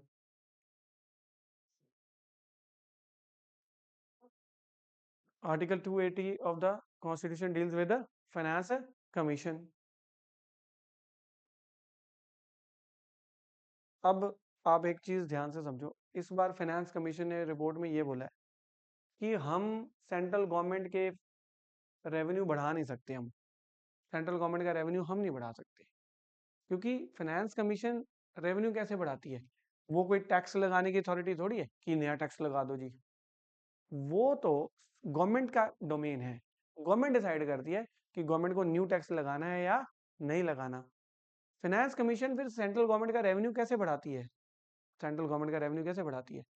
जितना भी टोटल है रेवेन्यू आया टैक्सेस से, तो वो बोल देगी कि स्टेट्स का शेयर कम कर दो, 39 कर दो, उसका बढ़ा दो। इसी तरीके से बढ़ सकता है, बोलो यस और नो, और तो नहीं बढ़ सकता। उनका कम कर दो, इसका बढ़ा दो, यही होगा ना। इस बार फाइनेंस कमीशन ने बोला कि हम स्टेट्स का शेयर कम नहीं कर सकते, स्टेट्स का शेयर हम कम कर ही नहीं सकते, क्योंकि देयर इज नो स्कोप, उसका कम नहीं कर सकते। रीजन बीइंग कि स्टेट्स का जो डिविजिबल पूल है वो बहुत कम होता जा रहा है। डिविजिबल पूल में आपको बता देता हूँ प्यारे बच्चों, डिविजिबल पूल क्या है कि जैसे जो गवर्नमेंट ऑफ इंडिया टैक्स इकट्ठा करती है, वो तो एक दो तरीकों से इकट्ठा करती है। एक होती है tax, direct tax, indirect tax, ठीक है। इनडायरेक्ट टैक्स हो गया जीएसटी, डायरेक्ट टैक्स हो गया आपका इनकम टैक्स हो गया। तो ये टैक्सेस के थ्रू पैसा इकट्ठा होता है, एक दूसरा तरीका है सेस, CESS एंड सरचार्ज। तो आप कई बार जब आप कोई चीज लोगे ना, तो आप अब देखना उसका बिल, उस पे बिल पे लिखा होगा GST इतने परसेंट, फिर नीचे लिखा होगा सेस 0.10%, ऐसे लिखा होगा सेस। तो बहुत तरह के सेस इंडिया में लगते हैं। काओ सेस लगता है, ठीक है, गौ माता को बचाने वाला सेस लगता है। कहते हैं कि उससे पैसा जो आएगा हम वहां पर यूज करेंगे। जो सेस से पैसा इकट्ठा होता है या सरचार्ज से पैसा इकट्ठा होता है, वो डिविजिबल पूल में नहीं जाता। मतलब इससे इकट्ठा होने वाला पैसा exclusively it belongs to the central government. यहां से जो पैसा इकट्ठा होता है, it goes into the divisible pool. यहां से कुछ पैसे सेंट्रल गवर्नमेंट को मिलेंगे और बाकी पैसे किसको मिलेंगे? State government. तो फाइनेंस कमीशन का ये कहना है कि डिविजिबल पूल कम होता जा रहा है। क्यों?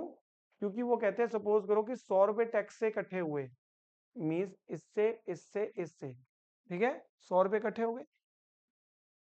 दो सिनेरियो बनाते हैं, scenario A and scenario B. यहां पर भी 100 रुपए इकट्ठे हुए। फर्स्ट सिनेरियो के अंदर गवर्नमेंट कोई सेस वगैरह सरचार्ज नहीं लगा रही, ये सारा का सारा पैसा कहां से इकट्ठा हुआ? टैक्स से, क्योंकि गवर्नमेंट को पहले सेस नहीं लगाती थी गवर्नमेंट ज्यादा, यहां से लगाया। अब यहां पर 41 रुपीज कहां चले गए? स्टेट्स के पास, और 59 किसके पास चले गए? सेंट्रल गवर्नमेंट के पास, ठीक है।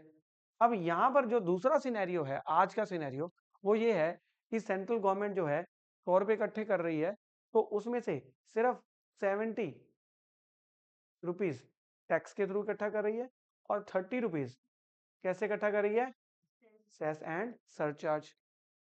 अब जो 70 है, इसका आप 41% करेंगे, और इसी का 59% किसके पास जाएगा?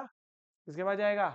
तो मुझे बताइए, 70 का 41% करेंगे और 100 का 41% करेंगे, तो फिर अब स्टेट्स का रेवेन्यू कम नहीं हो रहा? बोलो यस और नो, कम हो रहा है ना? कम हो रहा है ना? बोलो। नहीं आई समझ? नहीं आई ना? बताओ फिर, एक्सप्लेन करो जरा कि क्यों कम हो रहा है स्टेट्स का रेवेन्यू। क्योंकि अगर सेस और सरचार्ज है, अगर ये लगेगा तो फिर सेस और सरचार्ज का तो सीधा सेंटर के पास जाता है, उसमें कोई इसका कोई डिविजिबल पूल नहीं होता। अगर वो नहीं लगेगा तो 100 पूरा 100 डिवाइडेड अगर लगेगा तो पहले सारा वो तो सीधा चल जाएगा और बाकी जो बचाएगा वो दोनों डिवाइड हो ठीक है, जाएगा। आ गया समझ आपको। तो फिर फाइनेंस कमीशन ने यही बोला है। तो फाइनेंस कमीशन ने बोल दिया है कि भाई साहब, हम स्टेट का शेयर कम नहीं करेंगे, क्योंकि उनका ऑलरेडी डिविजिबल पूल क्या हो गया है? बहुत कम हो गया है। तो फिर स्टेट्स का ये कहना है, it is an attack on fiscal federalism. क्या बोला? It is an attack on, क्योंकि उनका फाइनेंसेस कम हो रहे हैं ना? बोलो यस और नो? फाइनेंसेस कम हो रहे हैं उनके, क्योंकि union government is making revenue more through cess and surcharge. तो आप यहाँ देख सकते हैं divisible rule. Not all taxes collected by center are shared with the states. Only a portion known as divisible pool is legally required to be shared.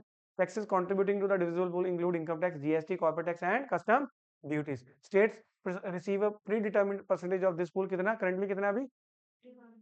Limitation of the finance commission powers. Finance commission has no authority to alter the overall tax collection. वो कैसे कम कर सकती है tax collection? वो तो नहीं कम कर सकती, वो तो जो टैक्स है उसी को डिवाइड कैसे करना है वो तो यही बताएगी। तो यहाँ पर लिखा है, it finance commission can not direct the centre to reduce the cess और सरचार्ज। वो नहीं इसको ऐसा कोई रिकमेंडेशन दे सकते। Mandate the centre to increase the divisible pool, ऐसा भी कुछ नहीं कह सकते। उनको तो जो पैसा है उसको डिवाइड करना है, उसके बारे में क्या देनी है? रिकमेंडेशन देनी है कि कितना। ये पहला तो यही डिसाइड हो गया। इसको बोलते हैं वर्टिकल डिस्ट्रीब्यूशन। क्या बोलते हैं इसको?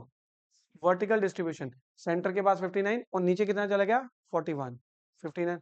उसके बाद हॉरिजॉन्टल डिस्ट्रीब्यूशन भी करनी है। हरियाणा के पास कितना, पंजाब के पास कितना? हॉरिजॉन्टल 41 की क्या करनी है? Horizontal distribution. वो भी बड़ा एक कम्बरसम प्रोसेस है। किस बेसिस पे डिसाइड करोगे? स्टेट्स आपस में लड़ेंगी, हैं जी?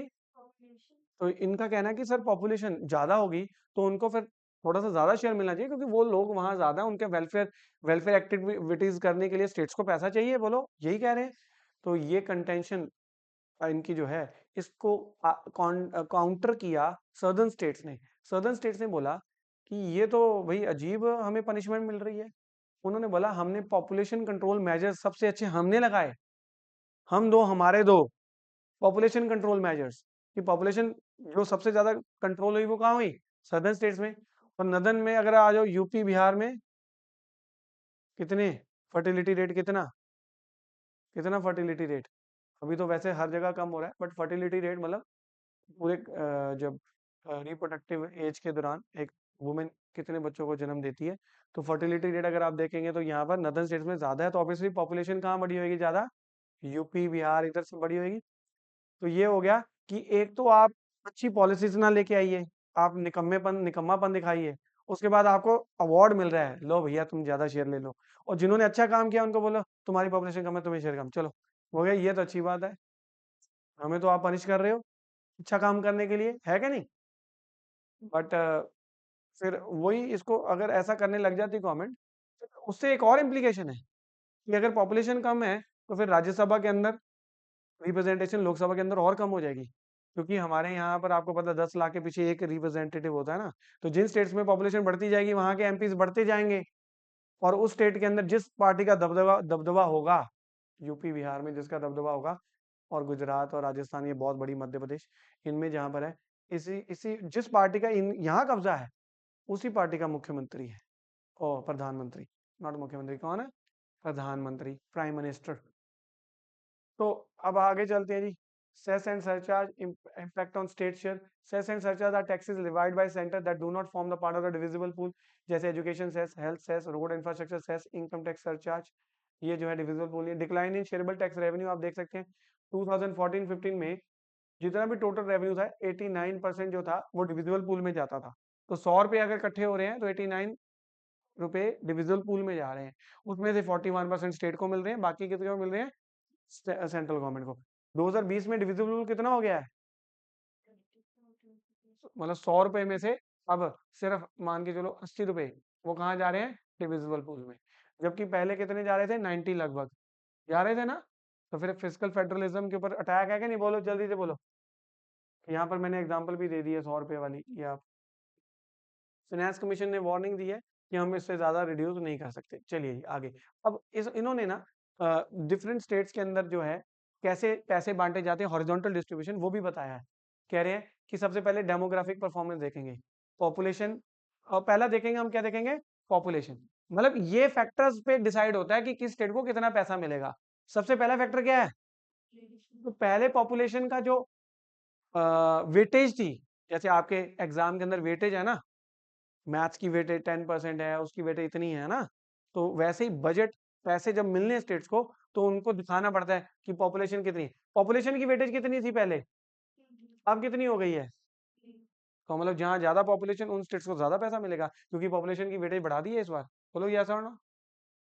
पहले 15% वेटेज थी पॉपुलेशन की, अब कितनी हो गई है? तो इफ वेटेज बढ़ गई है, इसका मतलब कि पॉपुलेशन को ज्यादा हम इंपॉर्टेंस दे रहे हैं ना। फिर और किसको दे बताओ? डेमोग्राफिक परफॉर्मेंस, मतलब देखो यहाँ लिखा मोर पॉपुलर स्टेट्स रिसीव मोर फंड्स, और यहाँ demographic performance means reward. Demographic मतलब हायर जीडीपी, और डेमोग्राफिक परफॉर्मेंस जो है मोर रिवार्ड स्टेट्स कंट्रोल, सॉरी ये है कंट्रोलिंग द पॉपुलेशन ग्रोथ। तो जिन स्टेट्स ने पॉपुलेशन ग्रोथ कंट्रोल किए पहले, उनको कितनी वेटेज मिली थी, अब कितनी हो गई है? So reward states controlling population growth. अब कम हो गया है, जिन्होंने पॉपुलेशन की थी कंट्रोल, क्योंकि 10% वेटेज हो गई है। एरिया का कितना था पहले, अब कितना हो गया है? 10 हो गया है। ये तो मुझे लगता है उल्टा होगा, शायद उल्टा लिख दिया है मैंने, इसको मैं चेक कर लूंगा ना। मुझे ऐसा फीलिंग आ रही है कि मैंने उल्टा लिख दिया। 10% अब 15% हो गया। ठीक ही है वैसे, ये तो मुझे याद ही था मुझे वैसे, चलो कोई बात नहीं, आई विल चेक इट। ये आपको पेपर में नहीं आने वाला।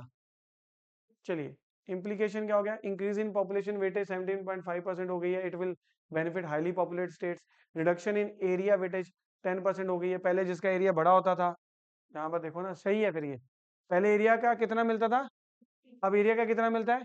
तो अगर आप बड़ी स्टेट हो, इसका मतलब ये नहीं कि आपको ज्यादा पैसे मिलेंगे, पहले ज्यादा मिलते थे, अब क्या होंगे? कम मिलेंगे। देन उसके बाद reduction in demographic performance weight 10% कर दी है। तो अगर आप पहले 12.5% था, आप कितना हो गया है? तो फिर आप तो पीनलाइज कर रहे हो ना आप, जिन्होंने अच्छे से पॉपुलेशन कंट्रोल करी। बोलो यस और नो? तो ये सब चीजें आपको देखने को मिली है। Then effect of south Indian states. South Indian states benefit due to large population, forest cover के हिसाब से भी पैसे मिलते हैं, जिस स्टेट में ज्यादा फॉरेस्ट कवर उसको ज्यादा पैसे भी मिलते हैं। Persistent per capita income gap, अगर पर कैपिटा इनकम गैप बहुत ज्यादा है, वहां पर लोग कम कमाते हैं और दूसरी स्टेट्स में ज्यादा कमा रहे हैं, तो फिर ज्यादा डेवलपमेंट की किन को जरूरत है? जहाँ पर पैसे पर कैपिटा क्या है, जहाँ पर कम है, तो फिर वहां पर ज्यादा पैसे मिलेंगे। तो इसी हिसाब से नया शेयर यहाँ पर यह है जी। पहले आंध्र प्रदेश को 4% मिलता था, 41% में से कितना मिलता था, अब कितना मिलेगा, 4.2। पहले कर्नाटका को 3% मिलता था, अब कितना मिलेगा। तो इन 5 स्टेट्स का जो है डिविजिबल पूल में से शेयर बढ़ गया है, बढ़ गया है इनका, ठीक है। देन नेक्स्ट देखिए, फिस्कल फेडरलिज्म मैंने आपको बता दिया है। देन अब नेक्स्ट बताइए, नेक्स्ट क्या है, accessible tourism and Kerala's initiative. Accessible tourism क्या होता है? accessible tourism accessible tourism refers to tourism designed to enable all individuals to travel comfortably, safely, regardless of physical or age related limitation। तो जो physical disabled होते हैं तो वो जा सकते हैं घूमने, कई जगह लगेंगे नहीं जा सकते, वहां पर फैसिलिटीज नहीं है। या फिर जो ओल्ड एज लोग हैं वो वहां नहीं जा सकते क्योंकि वहां पर मे बी कि उनके लिए फैसिलिटीज नहीं है कि वहां तक वो जा पाए। पर गवर्नमेंट इस बार पुश देने वाली है किसको, accessible tourism means that place tourism of such kind which is accessible to everyone, whether that person is a physically disabled person, whether that person is a old age person। ठीक है, तो उसको बोलते हैं accessible tourism। It includes persons with disabilities जो wheel chair use करते हैं, senior citizen, individual with temporary injuries, families with small children. तो इसके कंपोनेंट्स क्या है, रैंप्स, लिफ्ट्स, व्हील चेयर बनाए जाएंगे, एक्सेसिबल टॉयलेट्स बनाए जाएंगे, यूजर फ्रेंडली ट्रांसपोर्ट सिस्टम बनाया जाएगा। अब जैसे मान लो क्लियर साइनेज, जिसको नहीं मतलब विजुअल इम्पेयरमेंट है तो उसके लिए, या फिर जिसको हेयरिंग इम्पेयरमेंट है तो ऑडियो गाइड्स, क्लियर साइनेज, ये सब ट्रेन स्टाफ सपोर्ट उनके लिए लाया जाएगा। पहले ये एक नीश मार्केट थी एक्सेसिबल टूरिज्म, अब ये नीश नहीं है, नीश का मतलब होता है लिमिटेड। पर अब तो वो कह रहे हैं कि अब पूरी दुनिया भर में पीपल विद डिसेबिलिटी कितने हैं बताइए, 1.3 million people world wide live with disabilities. और ओल्ड कितने हैं, 1.1 मिलियन पीपल। वो कौन है, तो उन्होंने बोला अब इतने ज्यादा ये इतना बड़ा क्लास ग्रुप हो गया है कि अब ये नीश नहीं रह गया, it is a big market now, there is a large potential. So now it is not a necessity, sorry, now it is not a basically it has become a mainstream imperative। मतलब अब ये necessary हो गया, it is not a choice कि आप दो या ना दो, it has become a necessity now। accessible tourism की बात हो रही है। देन केरला की विजन ये है कि केरला बनना चाहता है model state in the accessible tourism in India, learning from best global practices and all that। तो ये accessible tourism के ऊपर हो गया। केरला फॉर एआई कनक्लेव, ये तो मैं नहीं करा रहा आपको। Link to sustainable growth, global tourism industry evolving from a focus on luxury adventure sightseeing. तो ये ठीक है, ये हमारा इतना ठीक। आगे चलिए, केरला टूरिज्म परफॉर्मेंस। तो केरला के अंदर 2024 में कितने टूरिस्ट आए, 2.25 करोड़। कितना रेवेन्यू अर्न किया टूरिज्म से, 49, ठीक है, 49 करोड़, 49 करोड़। न्यू इनिशिएटिव क्या क्या लेने वाले केरला, क्या क्या करने वाला, सी प्लेन टूरिज्म। सी प्लेन टूरिज्म जानते क्या होता है, सी प्लेन टूरिज्म, प्लेन तो हाईवे पे लैंड करता है ना, सी प्लेन वो होता है जो पानी से टेक ऑफ करता है और पानी में लैंड करता है। देखा कभी आपने वो शिप जैसे ऐसे उसके दो ऐसे बने होते हैं, देखना घर जाके फिर कि सी प्लेन कैसा होता है, सी प्लेन, ठीक है। सी प्लेन टूरिज्म। देन और कौन सा, ये कौन सा होता है, ये तो आपको पता होगा, ऐसे मत बोलना कि नहीं पता। हाँ, जो बस टाइप होता है जिसमें घर बना होता है वो वाला, ठीक है। देन हेली टूरिज्म, ये हेलीकॉप्टर से जो है राइड वगैरह दिलवाएंगे, ये वो होता है। कोर इम्प्लीकेशंस हमारे लिए काम की नहीं है। Then custom duty and trade procedure reforms in the union budget. तो बेसिक कस्टम ड्यूटी जो है इस बार कम करी गई है, और किसके ऊपर कम की गई है, basic custom duty is the tax impose on goods imported into India. अब ऑब्जेक्टिव क्या है कि protect domestic industries from cheap imports and बढ़ाई गई है, कम की गई है, कईयों पे बढ़ाई भी गई है, बढ़ाई भी गई है, मैं आपको बताता हूँ। इंक्रीज देखो लिखा है ना, क्या लिखा है यहाँ पर, किन किन चीजों पे बढ़ा दी है कस्टम ड्यूटी, बताओ कस्टम ड्यूटी क्यों बढ़ाई होगी, बताओ चलो। एक तो अभी आपने देखा कस्टम ड्यूटी बढ़ाते हैं कि हमने एक्सपोर्ट को बूस्ट करना है। फिर हम कस्टम ड्यूटी बढ़ा भी रहे हैं और उसका एक पर्पस अलग भी हो सकता है। देखो उसका पर्पस होता है हमारी डोमेस्टिक इंडस्ट्री को बचाना। बाहर वाला देश हमारे देश में गुड्स एक्सपोर्ट कर रहा है, अगर हम उसके ऊपर कस्टम ड्यूटी नहीं लगाएंगे तो उसके गुड्स सस्ते हैं, हमारी डोमेस्टिक इंडस्ट्री के गुड्स क्या हैं, महंगे हैं, तो वो बिकेंगे ना, तो हम क्या लगा देंगे, कस्टम ड्यूटी। दूसरा एक रीजन ये भी होता है कस्टम ड्यूटी बढ़ाने का कि गवर्नमेंट चाहती है कि आप इंडिया में प्रोडक्शन करें उसकी। अदरवाइज क्या हो रहा है कि आप इंडिया में प्रोड्यूस नहीं करें, बाहर से इंपोर्ट करके आप इंडिया में बेच रहे हैं। तो आप किसके गुड्स बेच रहे हैं? किसी दूसरी कंट्री के गुड्स बेच रहे हैं। तो एम्प्लॉयमेंट किनको मिली होगी? उनको मिल रही है। वो पैसा जो है कहाँ जा रहा है? उस इकोनॉमी में जा रहा है। आ रही बात समझ? तो जब गवर्नमेंट को डोमेस्टिक प्रोडक्शन बूस्ट करनी होती है, तो गवर्नमेंट कई चीजें ऐसी होती है जिनके इम्पोर्ट्स पे क्या लगा देती है? कस्टम ड्यूटी महंगे कर देती है कि भाई महंगा कर दिया, इससे अच्छा तो यही बना लो। इंपोर्ट करने से अच्छा क्या करो? यही बना लो। तो किस किस के ऊपर कस्टम ड्यूटी बढ़ा दी है बताइए, देखिए। पोटेशियम, मतलब अब इससे इंडिया में क्या महंगे होने वाले हैं बताओ जरा। सोप, डिटर्जेंट एंड बैटरीज, ये महंगे होने वाली हैं इंडिया में। उसके अलावा फिर और किसके ऊपर लगा दिया बताइए? अम्ब्रेलाज महंगी होने वाली है इंडिया में, क्योंकि चाइनीज अम्ब्रेला बहुत ज़्यादा आ रही थी चीप, तो इंडियन अम्ब्रेला मैन्युफैक्चरर्स को बहुत नुकसान हो रहा था। तो फिर वहाँ पर क्या लगा दिया है? Custom duty. उसके अलावा रिडक्शन इन कस्टम ड्यूटी किस पे कम कर दिया है? लो खुशी की बात, पर्सनल इंपोर्ट। जो भी आप अपने पर्सनल आइटम के गुड्स मंगाते हो, कोई मेकअप मुकअप वाला कुछ मंगवा लिया आपने बाहर से, या कुछ भी पर्सनल आइटम वाले गुड्स अगर आप मंगवाते हो, नॉट कमर्शियल क्वांटिटी, कौन से? पर्सनल आइटम वाले जो गुड्स होते हैं, उस पे गवर्नमेंट ने कस्टम ड्यूटी कम कर दी है। लो खुश हो जाओ फिर अब। Lower custom cost for individuals ordering goods from abroad. अब बाहर से ऑर्डर करो, कम लगेगी कस्टम ड्यूटी। उसके बाद टबैको गुड्स के ऊपर तो बढ़ाई होगी, बोलो यस और नो। इंक्रीज फ्रॉम 25% टू, ये सिन गुड्स होते हैं। कौन से गुड्स होते हैं ये? सिन गुड्स होते हैं ये। Then export support measures, exports को सपोर्ट करने के लिए सी फूड एक्सपोर्टर्स के लिए जो वो रॉ मटेरियल इंपोर्ट करते थे, वो कम कर दिया इन्होंने। Advance authorization scheme for leather and textiles, मैं ये बताता हूँ ये क्या है। Advance scheme for leather and textile मैं बताता हूँ। मान लो कि इंडिया में कोई लेदर वाली इंडस्ट्री है, अब वो कई चीजें इंपोर्ट करती है बाहर से, क्योंकि कुछ रॉ मटेरियल इंडिया में नहीं मिलता, तो उसके ऊपर तो कस्टम ड्यूटी लग जाती है ना। गवर्नमेंट कहती है देखो, एडवांस्ड ऑथराइजेशन स्कीम, वो ये कहते हैं देखो भाई, आप जो इंपोर्ट कर रहे हो ना, हम उसके ऊपर कस्टम ड्यूटी जीरो लगाएंगे, पर एक शर्त है कि ये गुड्स आप जो फिनिश्ड गुड्स बनाते हो इससे, वो आप एक्सपोर्ट करते हो। क्या करते हो आप? वो एक्सपोर्ट। तो आपको टाइम पीरियड दे दिया, आप मंगाओ, 1 महीने के अंदर अंदर गुड्स बना के उसको एक्सपोर्ट कर दो। अगर तो ऐसा कर रहे हो, तो फिर तो हम आपकी कस्टम ड्यूटी क्या कर देंगे? जीरो। अगर ज्यादा टाइम लगाओगे तो फिर हम आपके गुड्स के ऊपर क्या लगा देंगे? यही इसको बोलते हैं advanced authorization scheme. Import of raw material allowed without duty if goods are, क्या लिखा है यहाँ पर? तो पहले कितनी टाइम था कि नहीं लगाते थे पहले, अब कितना टाइम दे दिया? तो मतलब आप गुड्स मंगाओ, रॉ मटेरियल मंगाओ, रॉ मटेरियल आप 1 साल का टाइम दे दिया आपने, 1 साल के अंदर, 1 साल के अंदर फिनिश गुड्स बना के उसको क्या करना है? अगर एक्सपोर्ट कर दिया तो फिर कस्टम ड्यूटी क्या है आपकी? जीरो। अगर इससे ज्यादा लगाओगे तो फिर कस्टम ड्यूटी लगा देंगे हम। देन रिलीफ और स्पेशल इकोनॉमिक जोन, एसईजेड क्या होते हैं? स्पेशल इकोनॉमिक जोन्स क्या होते हैं? एक ऐसे एरियाज होते हैं जहां पर गवर्नमेंट इंफ्रास्ट्रक्चर, इलेक्ट्रिसिटी और ये सब कुछ सुविधाएं देती है। और इकोनॉमिक जोन क्यों? कि बड़ी बड़ी इंडस्ट्रीज वहां लगती हैं आके, वहां पर टैक्स हॉलीडे दिया जाता है।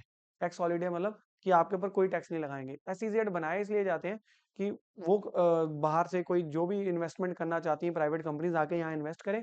हम उनको सुविधाएं क्या दे रहे हैं?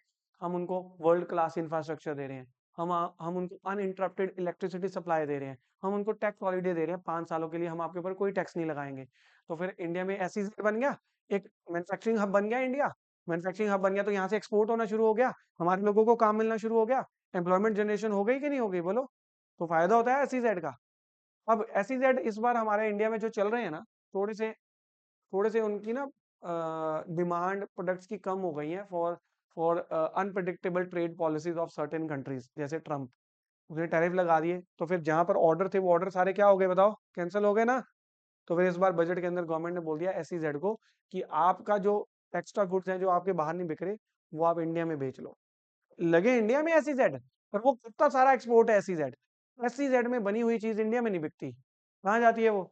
बाहर जाती है, क्योंकि हमें फॉरेन रिजर्व अर्न करना है, तो एसईजेड में बनाओ और बाहर बेच दो उसको। हमें डॉलर का रिजर्व इंडिया में आएगा ना, बोलो या सुन। अब क्योंकि बाहर इतने ऑर्डर्स नहीं है, तो उन्होंने बोल दिया कि आप इसको इंडिया में बेच सकते हो। इंडिया में जो इंडिया में बेचना है उसको बोलते हैं डोमेस्टिक टैरिफ एरिया। तो एसईजेड जो इंडिया में गुड्स बेचेंगे, तो इंडिया में जो गुड्स बेच रहे हैं, एसईजेड के लिए वो एरिया कौन सा है? Domestic tariff area. क्योंकि यूटिलाइज आइडल एसईजेड कैपेसिटीज, क्योंकि अभी ऑर्डर नहीं है तो वो बंद पड़ी होंगी मशीन। देन आगे देखिए, major ease of doing business reform क्या कर दिया गवर्नमेंट ने, सिंगल विंडो क्लियरेंस दे दी गवर्नमेंट ने। कार्गो क्लियरेंस जो है अब सिंगल विंडो क्लियरेंस है, इधर उधर भागने की जरूरत नहीं है, ईज ऑफ डूइंग बिजनेस हो गया। Then duty deferral for trusted importers. अब ये क्या है कि जो ट्रस्टेड इंपोर्टर है इंडिया में इंपोर्ट कर रहे हैं, उनको ड्यूटी, जो कस्टम ड्यूटी देनी पड़ती थी ऑन द स्पॉट, अब ऑन द स्पॉट देगा तो उसकी जो वर्किंग कैपिटल है, जो रोज हम काम के अंदर पैसा लगाते हैं अपना, तो वर्किंग कैपिटल तो आधी तो कस्टम ड्यूटी में चलेगी, आधी सैलरीज में चली जाएगी, तो पैसे कम हो जाएंगे ना। फिर हम मार्केट में क्या लगाएंगे, मार्केट में भी तो उधार देना पड़ता है। आपके पास 100 रुपए हैं, आपने कुछ गुड्स इंपोर्ट करे, 100 रुपए में से 50 रुपए तो कस्टम ड्यूटी चलेगी, फिर आपने वर्कर काम पे रखे हुए हैं, तो 30 रुपए तो आपने सैलरीज दे दी, 10 रुपये आपका बिजली का बिल आ गया, बचे कितने आपके पास, 10 रुपीज। अब आपने जब गुड्स बेचे, उसने बोला कि मैं तो आपको 60 डेज बाद पेमेंट करूंगा, आपके पास तो 10 रुपए ही बचे, 10 रुपए के ही गुड्स आप बेचोगे उधार पे, बाकी तो आपको किस पे बेचने पड़ेंगे, कैश, कैश कोई लेगा नहीं। तो फिर ये गवर्नमेंट ने बोल दिया कि ड्यूटी डेफरल की ड्यूटी बाद में दे देना, जिसकी वजह से उनके पास क्या हो जाएगा, improved cash flow. Then advance ruling, ये वैलिडिटी एक्सटेंशन, ये ठीक है। रिड्यूस इंस्पेक्शन क्या रहेगा फॉर ट्रस्टेड, तो जो इंपोर्टर ट्रस्टेड इंपोर्टर्स हैं उनके कंटेनर्स को बार बार चेक नहीं किया जाएगा, क्योंकि वो पता है वो ट्रस्टेड इंपोर्टर्स हैं, वो सही चीज मंगाते हैं, कुछ वो वाली चीज नहीं मंगाते जो बैन है इंडिया में। Impact of US exports, duty changes are expected to facilitate market access for US, ये ठीक है, हमारे लिए इतना काम का नहीं। देन नेक्स्ट आई है जी इंपॉर्टेंट चेंज, ये आपने लिख लिया होंगे साथ साथ। अब नेक्स्ट इंपॉर्टेंट चीज है, सिक्योरिटी ट्रांजैक्शन टैक्स लगा दिया जी इस बार, सिक्योरिटी ट्रांजैक्शन टैक्स लगा दिया है, सिक्योरिटी ट्रांजैक्शन टैक्स लगा दिया है इस बार के बजट के अंदर। आप बताओ, हमने पढ़ा है ना, बताओ सिक्योरिटी ट्रांजैक्शन टैक्स क्या है। वही जो शेयर्स हो गए, लोन्स वगैरह हो गए, उनकी कौन ऐसे नहीं बात चलेगी, शेयर होगी, लोन है, मुझे पूरा समझाओ क्या है ये, सिक्योरिटी ट्रांजैक्शन टैक्स क्या है।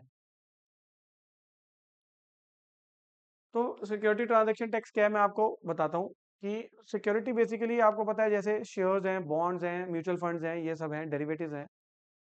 अब जो डेरिवेटिव्स दो प्रकार के होते हैं, डेरिवेटिव दो प्रकार के होते हैं, फ्यूचर्स एंड ऑप्शंस।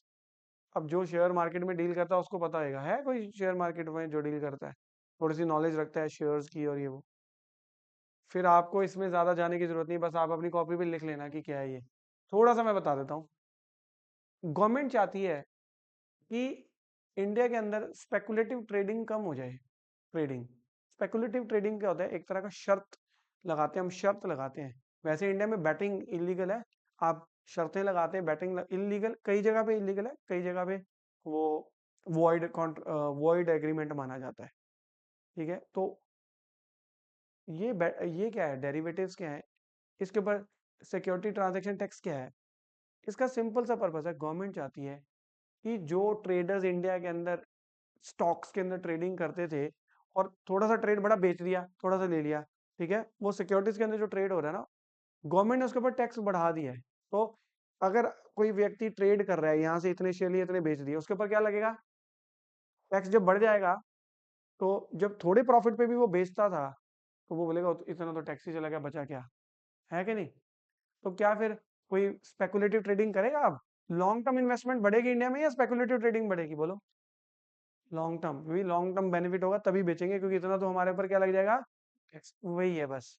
तो इंडिया में इस बार बजट के अंदर क्या बढ़ा दिया बताओ जरा, ये आप नोट डाउन कर लो, सिक्योरिटीज ट्रांजैक्शन टैक्स। डेरिवेटिव्स क्या होते हैं, इसमें दो चीजें होती हैं, एक फ्यूचर, एक ऑप्शंस। अब मैं ये आपको नहीं बताऊंगा, बनाने बैठूंगा तो 15 मिनट इस पे चले जाएंगे, ठीक है, रहने देता हूँ, इसमें तो कोई करने की जरूरत नहीं है। देन आगे, सिक्योरिटी ट्रांजैक्शन टैक्स जो है, it is a tax impose by the government when any person buy और sell transaction executed on the stock exchange. ठीक है, अब बजट 2026 एसटीटी चेंजेस क्या आए हैं, सिक्योरिटी ट्रांजैक्शन टैक्स पहले 0.02% लगता था, अब कितना कर दिया, 0.05% कर दिया, 150% इंक्रीज हो गया। ठीक है, तो अगर 25,000 पे पहले अगर कोई करता था तो पहले इतना टैक्स लगता था, अब कितना लगेगा, तो बढ़ गया ना। ठीक है, तो एक्स्ट्रा कॉस्ट पर ट्रेड कितनी हो गई बताओ, 487 पे ज्यादा टैक्स देना पड़ रहा है। तो वो बंदा बोलेगा यार प्रॉफिट तो इतना हो नहीं रहा, तो छोटी छोटी जो ट्रेडिंग है ये बंदा बंद कर देगा। समझ में आ गई बात, बोलिए। बस इतना ही आप नोट डाउन कर लीजिए कि इंडिया में क्या हुआ है। Then effect of scalpers, scalpers होते हैं जो छोटे छोटे प्रॉफिट्स पे बेच देते हैं, वहां से लिया यहाँ से बेच दिया, वो होते हैं स्कैल्पर्स। हाई फ्रिक्वेंसी ट्रेडर जो होते हैं उनको ये डिस्करेजमेंट है, ठीक है, उनके लिए डिस्करेजमेंट है। Then impact on retail traders, retail traders अब कोई स्कैल्पर्स कोई खरीदेगा नहीं क्योंकि टैक्स बढ़ गया है, तो उनके इनकम पे इम्पैक्ट तो आएगा। बट गवर्नमेंट का ऑब्जेक्टिव क्या है? टू डिस्करेज, क्या लिखा है यहाँ पर? टू एनकरेज क्या है? हाँ ये बस ठीक है। देन बाय बैक ट्रांस, ये भी हम इसको स्किप करते हैं। चलो जी, ये वाला वन वाला तो कंप्लीट हो गया हमारा। हाँ जी, दूसरा वाला करें। चलो, union budget 2026 promoting India as a, इस बार बजट के अंदर इंडिया को क्या करने वाले हैं? अभी promote India as a global data and IT hub. चलिए आइए देखते हैं government objective. The union budget aims to position India as a global centre for data technology. वो गवर्नमेंट चाहती है इंडिया जो है दुनिया का एक डेटा सेंटर बन जाए, आईटी सर्विसेज यहाँ पर मिले, डेटा सेंटर यहाँ पर बन जाए। गोल क्या है? Encourage foreign and domestic companies to store their data, run their IT operations, establish data centres in India.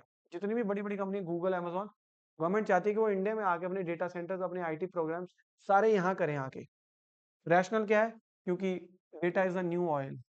क्या है? Data is the oil. जिसके पास पहले होता था वो सबसे तगड़ी का माना जाता था कि उनके पास बहुत पावरफुल कंट्री है ऑयल, क्योंकि ऑयल तो सबको चाहिए। तो आज के टाइम पे न्यू ऑयल का है डेटा। जिसके पास डेटा है वो राज करेगा, वो कंट्रोल करेगा, क्योंकि आजकल हर किसी को डेटा चाहिए।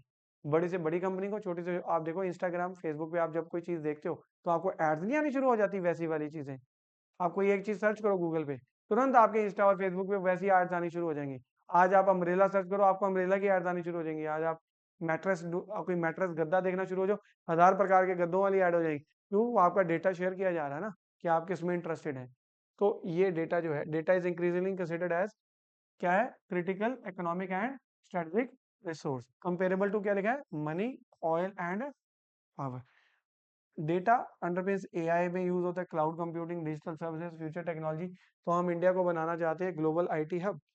तो जिसमें डेटा सेंटर क्या होता है बताओ? इंडिया चाहता है, गवर्नमेंट चाहती है इंडिया में डेटा सेंटर बने। तो डेटा सेंटर को क्या होता है बताओ? Data centre are the servers, जिसमें बहुत सारे कंप्यूटर्स होते हैं, जिसमें यूजर डेटा, क्लाउड डेटा, ये सारा data, banking data, e commerce data सारा सेव होता है। तो गवर्नमेंट चाहती है कि अमेजोन, गूगल सब आके यहाँ पर अपने डेटा सेंटर बनाए। इंडिया को क्या बनाना चाहते हैं? ग्लोबल कैपेबिलिटी सेंटर्स बनाना चाहते हैं इंडिया के अंदर। जीसीसी बनाना चाहते हैं इंडिया में। जीसीसी क्या है? These are the offices set up by multinational companies in India. GCC global capability centre, जो मल्टीनेशनल कंपनीज सेटअप करती हैं ऑफिसेज, जो आईटी सर्विसेज देती हैं, data processing services, software development, customer support, ये सब करती हैं। ये इंडिया में ये बनाना चाहते हैं। फिर और अब इसके लिए फिर गवर्नमेंट कर क्या रही है? ये कर रही है इस बार बजट के अंदर, वो कह रहे हैं हम कंपनीज को क्या देंगे बताओ? Safe harbour mechanism. एक तो आपने आईटी एक्ट में पढ़ा था सेफ हार्बर, आईटी एक्ट में पढ़ा था ना सेफ हार्बर क्लॉज। ऐसे मत देखो मेरी तरफ, आईटी एक्ट में सेफ हार्बर क्लॉज देखा था कि जो सिग्निफिकेंट सोशल मीडिया इंटरमीडियरीज हैं, फेसबुक हो गया, इंस्टाग्राम हो गया, उसके ऊपर किसी व्यक्ति ने, किसी यूजर ने अगर कुछ भी डाल दिया और गवर्नमेंट कहती है कि इसको आप स्ट्राइक डाउन करो, तो अगर वो फेसबुक या इंस्टाग्राम की पोस्ट रिमूव करता है, फिर तो फेसबुक इंस्टाग्राम के ऊपर कोई एक्शन नहीं आएगा, उनको क्या मिलेगा? Safe harbour immunity. याद आया? वो आईटी एक्ट में सेफ हार्बर इम्यूनिटी है। ये गवर्नमेंट कर रही है सेफ हार्बर क्लॉज। गवर्नमेंट कह रही है कि अगर आप इंडिया में आके अगर ग्लोबल कैपेबिलिटी सेंटर बनाते हो, data centre, IT programming hub यहाँ बनाते हो आके, तो हम आपको सेफ हार्बर देंगे। तो सेफ हार्बर में वो कह रहे हैं कि हम आपके ऊपर, आप जितना मर्जी प्रॉफिट कमाओ, हम कोई भी आपको टैक्स नोटिस नहीं भेजेंगे, कुछ नहीं करेंगे हम आपको। हम सिर्फ आपसे 15% जितना भी आपकी ट्रांजे उस 15% टैक्स आपसे ले लेंगे। मतलब एक लमसम लेंगे। देखो लिखा है IT data service to foreign parent companies are assume to have, कितना लिखा है? कह रहे हैं आप चाहे 50% मार्जिन प्रॉफिट हो आपका, हम चेक ही नहीं करने आएंगे। हम बस कितना मान के चलेंगे कि आपको प्रॉफिट कितना हुआ है, बस इतना टैक्स आपसे ले लेंगे। तो अगर उनको लगेगा कंपनीज को कि इंडिया में बहुत कम टैक्स है, तो फिर वो यहाँ पर बनाएंगे ना ग्लोबल कैपेबिलिटी सेंटर्स। तो यही वो कह रहे हैं। Then safe harbour provides companies, क्या प्रोवाइड करती है कंपनीज को? बताओ क्या प्रोवाइड करती है? सर्टेनिटी। क्या? कि अगर कंपनीज ये रूल्स फॉलो करेंगी तो टैक्स डिपार्टमेंट उनको क्वेश्चन नहीं करेगा। समझ में आ गई बात? प्रीवियसली ये सेफ हार्बर किसको अप्लाई करता था? जो जिसकी टर्नओवर कितनी थी, up to 300 crore. Now it has been expanded up to कितना, 2000 करोड़। मतलब बड़ी बड़ी कंपनीज भी अब यहाँ पर आके क्या बनाएंगी, अपनी डेटा हब्स यहाँ पर आके बनाएंगे। So this is an important measure जो इस बार बजट के अंदर लिया। देन और इनको हम क्या देंगे, क्या देंगे इनको, गवर्नमेंट क्या देगी, टैक्स हॉलीडे देगी कि हम आपके ऊपर क्या नहीं लगाएंगे, टैक्स। कितनी देर तक नहीं लगाएंगे बताओ जरा, टैक्स हॉलीडे टिल 2040, मतलब 20 साल तक गवर्नमेंट उनको क्या देने वाली है, टैक्स हॉलीडे देने वाली है आईटी और डेटा कंपनीज को, कि अगर आप यहाँ पर आके लगाते हो डेटा सेंटर्स, हम 20 ईयर्स तक आपको टैक्स हॉलीडे दे रहे हैं, हम आपके ऊपर कोई टैक्स नहीं लगाएंगे। So this is a major incentive for these companies. बोलो यस और नो, यहाँ पर आके लगाएंगे ना ये अपना। Then moving ahead, strategic advantage क्या होगा, तो ये कंपनीज को स्ट्रेटेजिक एडवांटेज है, चलिए इसको छोड़िए। देन उसके बाद वूका, वूका मतलब बेसिकली कह रहे हैं कि इन कंपनीज को एक तरह का ये कह रहे हैं कि बाकी अगर आप कहीं जाते हो तो बाकी हर जगह दे, कहीं वॉलाटिलिटी चल रही है, कहीं एम्बिगुअस ग्लोबल कंसर्न्स है, कॉम्प्लेक्स अनसर्टेनिटीज चल रही है, कहीं जंग चल रही है, कहीं कहीं कुछ और चल रहा है। वो कह रहे हैं हम आपको स्टेबल कंट्री है हमारी, क्या है हमारी, यहाँ आके लगाओ, यहाँ कोई जंग नहीं लग रही, तो यहाँ आ जाओ, हमारे यहाँ कोई पॉलिटिकल टेंशन नहीं है। देन उसके बाद data as a strategic resource, ये तो ठीक है। Oil was considered to the key resource for the economic power. Data is the most valuable resource for AI, digital economy and technological leadership. Then operational challenges क्या है, तो यही है कि यहाँ लगा तो लेंगे वो डेटा सेंटर, बट इंडिया क्या उनको रिलायबल इलेक्ट्रिसिटी सप्लाई दे पाएगा, बताओ। आपको पता है ना कि डेटा सेंटर आधा इलेक्ट्रिसिटी गुजलिंग, सबसे ज्यादा इलेक्ट्रिसिटी डेटा सेंटर्स खाते हैं। और गूगल का कौन सा है वो जो इनिशिएटिव जो कह रहा है मून पे जाके लगा, स्पेस में या मून पे, मून पे या स्पेस पे, बोलो। मुझे तो स्पेस पे लग रहा है, कि मून पे नहीं लग रहा, स्पेस मून है। कौन सा था वो, गूगल की कौन सी थी वो प्रोग्राम जो वहां पर डेटा सेंटर वो मून पे जाके बनाएगा। रिवाइज ही नहीं करते कुछ घर जाके। तो ये चैलेंजेस हैं, इंडिया को इलेक्ट्रिसिटी सप्लाई देनी पड़ेगी। तो ये मेन मेन पॉइंट है जी, आप देख सकते हैं क्या क्या मेन पॉइंट है डेटा बनाने के लिए, बताइए जल्दी से। टैक्स हॉलीडे, दूसरा safe harbour with 15% profit taxation. अब कितने कौन सी कंपनीज कवर हो रही हैं अब, 2000 करोड़ वाली। और स्टेबल रेगुलेटरी एनवायरनमेंट इंडिया में मिल रहा है। ये ज्यादा की पॉइंट्स जो आपको याद रहने चाहिए अगर कोई क्वेश्चन आ जाए। देन ओवरऑल पॉलिसी मेजर्स, ये मैंने उसको यहाँ बता ही दिया। देन समरी आप बाद में पढ़ लेना। देन यूनियन बजट, अब आ जाइए टेक्सटाइल इंडस्ट्री और एमएसएमईज के लिए क्या कर रही है गवर्नमेंट, टेक्सटाइल इंडस्ट्री और एमएसएमईज। तो union budget 2026 significantly increases funding for की सेक्टर्स। तो जैसे एमएसएमई और टेक्सटाइल सेक्टर के लिए फंडिंग इस बार इंप्रूव होने वाली है, और इनको जो है मॉडर्नाइज करने की बात हो रही है। लेबर इंटेंसिव सेक्टर्स हैं ये सबसे ज्यादा ये। चलिए बताइए, सबसे ज्यादा एम्प्लॉयमेंट जनरेशन कौन से सेक्टर में होती है बताइए, एमएसएमईज जो है ना। 48% इंडिया के एक्सपोर्ट्स कहाँ से होते हैं, एमएसएमई से। और सबसे ज्यादा लेबर एम्प्लॉयमेंट जनरेशन कहाँ होती है, textile is the labour intensive sector. कौन सी है ये, लेबर। यहाँ पर मैकेनाइजेशन नहीं है, यहाँ मशीनों से काम नहीं हो सकता, यहाँ पर क्या लगाने पड़ते हैं ज्यादा। तो फिर एम्प्लॉयमेंट जनरेशन यहाँ होती है कि नहीं, बोलो यस और नो। तो इनको चैलेंजेस फेस करने पड़े, इनके लिए गवर्नमेंट क्या करने जा रही है देख लेते हैं।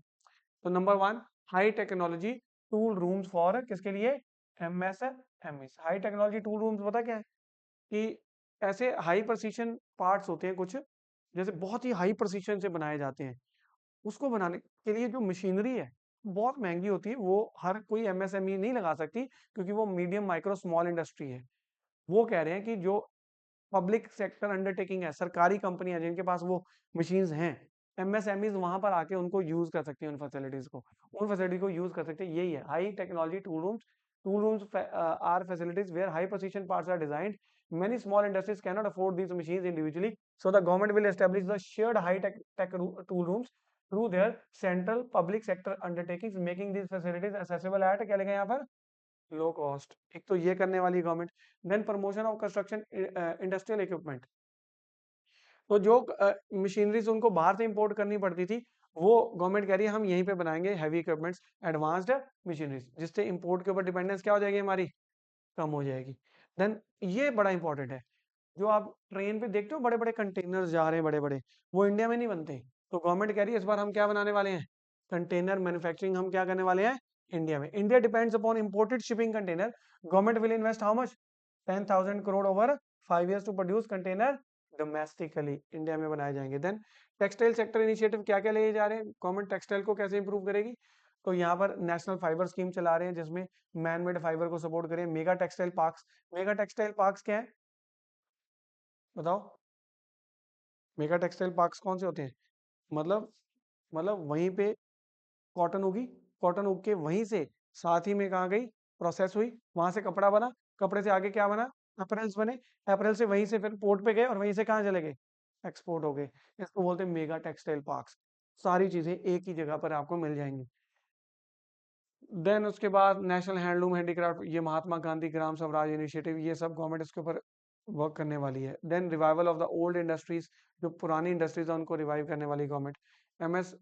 एसएमई ग्रोथ फंड, अब जो स्मॉल मीडियम एंटरप्राइजेस हैं उनके लिए गवर्नमेंट जो है 1000 करोड़ रुपीज एलोकेट करने वाली है, ताकि, और यही है फ्यूचर चैंपियंस, देखो allocation of 1000 crore to help small business scale into, बड़ा स्केल पर जाने के लिए गवर्नमेंट उनको क्रेडिट देने वाली है उधार 10,000 करोड़। इनको फ्यूचर चैंपियंस बोला जाता है, medium small enterprises. Then coming self reliant India, 2000 crore added to provide risk capital to very small enterprises. तो आप देखो एमएसएमईज और टेक्सटाइल सेक्टर को गवर्नमेंट सपोर्ट कर रही है ना इस बार बजट के अंदर कितना, ये आप नोट डाउन कर लीजिए। ये आपसे पूछा जाएगा कि ये क्या है, ट्रेड्स प्लेटफॉर्म क्या है? ट्रेड्स प्लेटफॉर्म की पूरी फुल फॉर्म भी लिख लीजिए। ट्रेड्स की फुल फॉर्म क्या है? Trade receivables discounting system, TReDS, trade receivable discounting system, trade receivable discounting system, TReDS. अब ये ट्रेड्स में क्या होने वाला है, बता दो ट्रेड्स में क्या होने वाला है। जो एमएसएमई है, जो मीडियम स्मॉल माइक्रो इंडस्ट्री है, जिसने एक्सपोर्ट किया तो उसने बिल काटा होगा, इनवॉइस, क्या उसको पैसे तुरंत आ जाएंगे? 60 डेज का पीरियड होएगा कि 60 डेज के बाद उनको पेमेंट आएगी। बट एमएसएमई के पास कैपिटल नहीं होती बहुत ज्यादा कि वो इतना ज्यादा मार्केट के अंदर पैसा लगा दे, क्योंकि पेमेंट का सर्कल होता है, 60 डेज बाद आएगी, फिर वो अगला रॉ मटेरियल खरीदेंगे, फिर बनाएंगे, तो वो वेट करते रह जाएंगे, तो उनके पास कैपिटल तो इतनी होती नहीं है।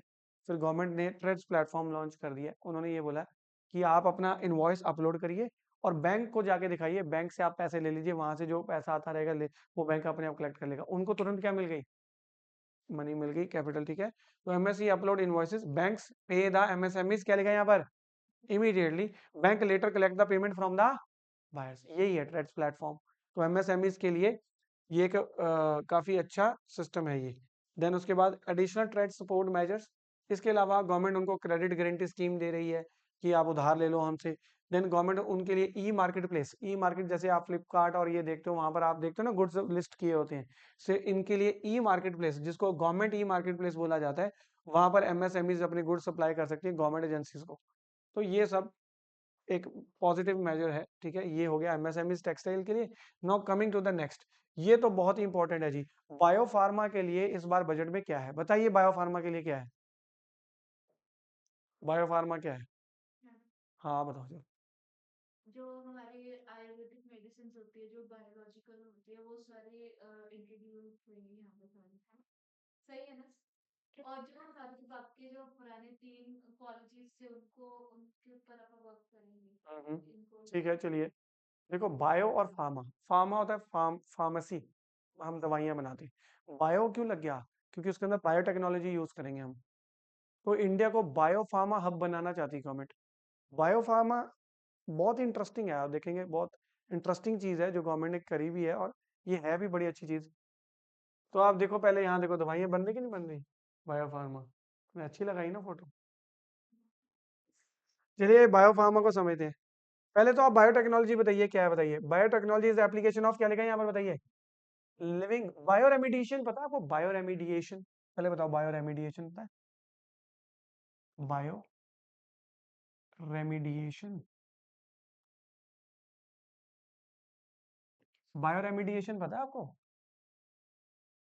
बड़ी बड़ी लैंडफिल साइट्स हैं जहाँ कूड़े का ढेर लगा होता है, वहां पर हम रिसाइकल करते हैं कि क्या चीज रिसाइकल होने वाली है, पहले उसको सेग्रीगेट करो। और कुछ चीजें होती हैं जो नॉन बायोडिग्रेडेबल होती हैं, बोलो यस और नो। कुछ होती बायोडिग्रेडेबल, मतलब ऑर्गेनिजम्स को डिग्रेड कर देते हैं, जैसे केले जो बनाना का स्किन होती है वो फेंक दोगे तो धीरे धीरे क्या हो जाएगी वो, डिग्रेड हो जाएगी, वो तो अपने आप खत्म हो जाएगी, क्योंकि ऑर्गेनिजम्स उसको क्या कर देंगे, खत्म कर देंगे। इसीलिए हम उसको क्या बोलते हैं, biodegradable. Plastic is non biodegradable, यही है ना। तो जो लैंडफिल साइट्स हैं वहां पर साइंटिस्ट पता क्या कह रहे हैं, साइंटिस्ट कह रहे हैं हम बायोरेमिडिएशन करने वाले हैं। हम कुछ ऐसे ऑर्गेनिजम्स के जीन्स के अंदर चेंज करने वाले हैं, जो चीजें जो नॉन बायोडिग्रेडेबल थी, अब उनके जीन्स में हमने ऐसे चेंज कर दिए कि जो चीजें नॉन बायोडिग्रेडेबल थी अब वो भी क्या बन गई हैं। बस, तो लैंडफिल साइट्स का कूड़ा कम हो जाएगा, कौन खत्म करेगा, ऑर्गेनिजम्स खत्म कर देंगे। बहुत ही अच्छी चीज है कि नहीं, बोलोगे यस और नो। सिमिलरली अब बायो फार्मेसी पे आ जाओ। दवाइयाँ, जो केमिकल्स, दवाइयाँ तो केमिकल से बनती हैं, वो वाला केमिकल ऐड करा, ये करा और बना दी दवाई। बायो फार्मेसी ये है कि हम लिविंग ऑर्गेनिजम्स का यूज करके उनमें से जो केमिकल्स, जो प्रोटीन्स, जो एंजाइम्स पैदा होते हैं, अब वो तो हम नेचुरली, नेचर प्रोड्यूस कर रही है ना, केमिकल तो इंसान आर्टिफिशियली प्रोड्यूस करता है। जो ऑर्गेनिजम्स, लिविंग ऑर्गेनिजम्स जो नेचुरल प्रोडक्ट प्रोड्यूस करते हैं, जैसे कोई प्रोटीन, कोई एंजाइम, उस प्रोटीन एंजाइम को यूज करके हम दवाइयों में ऐड कर रहे हैं, वो तो नेचुरल है, भगवान ने ऑर्गेनिज्म बनाया और ऑर्गेनिज्म के अंदर से क्या निकला, प्रोटीन एंजाइम्स, उससे जो दवाइयां बनती हैं उसको बोलते हैं बायो फार्मेसी। समझ में आ गई, उसको बोलते हैं। आइए देखते हैं। तो biotechnology is the application of living organism cells to produce, क्या लिखा है यहाँ पर, यूजफुल प्रोडक्ट्स फॉर ह्यूमंस, उसको बायोटेक्नोलॉजी बोलते हैं। Now humans have used biotechnology for centuries, जैसे कि मुझे बताओ, मेकिंग कर्ड फ्रॉम मिल्क, तो किसने बनाया, कर्ड किसने बनाया, बैक्टीरिया ने बनाया। देन मेकिंग ब्रेड, कैसे, using, then fermentation of the wine, fermentation होती है, उसको रख देते हैं और जितनी पुरानी होती जाती है वो अच्छी होती है ना। Although I am a teetotaler, मुझे नहीं पता, मैं वैसे बोल रहा हूँ। Modern biotechnology uses living organism in a controlled scientific manner to produce, क्या लिखा है यहाँ पर, है कि नहीं इंटरेस्टिंग चीज। अब इसमें क्या होगा जी, जो तगड़ी तगड़ी बीमारियां हैं, कैंसर, ऑटिज्म और खतरनाक वाली बीमारियां, उसको ऐसी दवाइयों से ठीक करने की बात हो रही है। कह रहे हैं इंडिया को बायो फार्मेसी हब बनाना है। ठीक है, समझ रहे हैं आप बात। Living organism, natural factories, smallest unit, ये तो मैंने अब आपको समझा दिया, प्रोटीन, हार्मोन्स, एंजाइम्स, एंटीबॉडीज, ये सब मैंने आपको बता दिया। बायो फार्मास्यूटिकल, बायो फार्मा भी बोलते हैं इसको। मेडिसिन प्रोड्यूस यूजिंग, क्या लिखा है यहाँ पर, living cell through biotechnology. Select suitable living cell, bacteria, yeast, जो भी है, program the cell using the biotechnology to produce the desired medicine, grow the cells in the bioreactors, harvest and purify the medicine. आगे बात समझ, बताइए।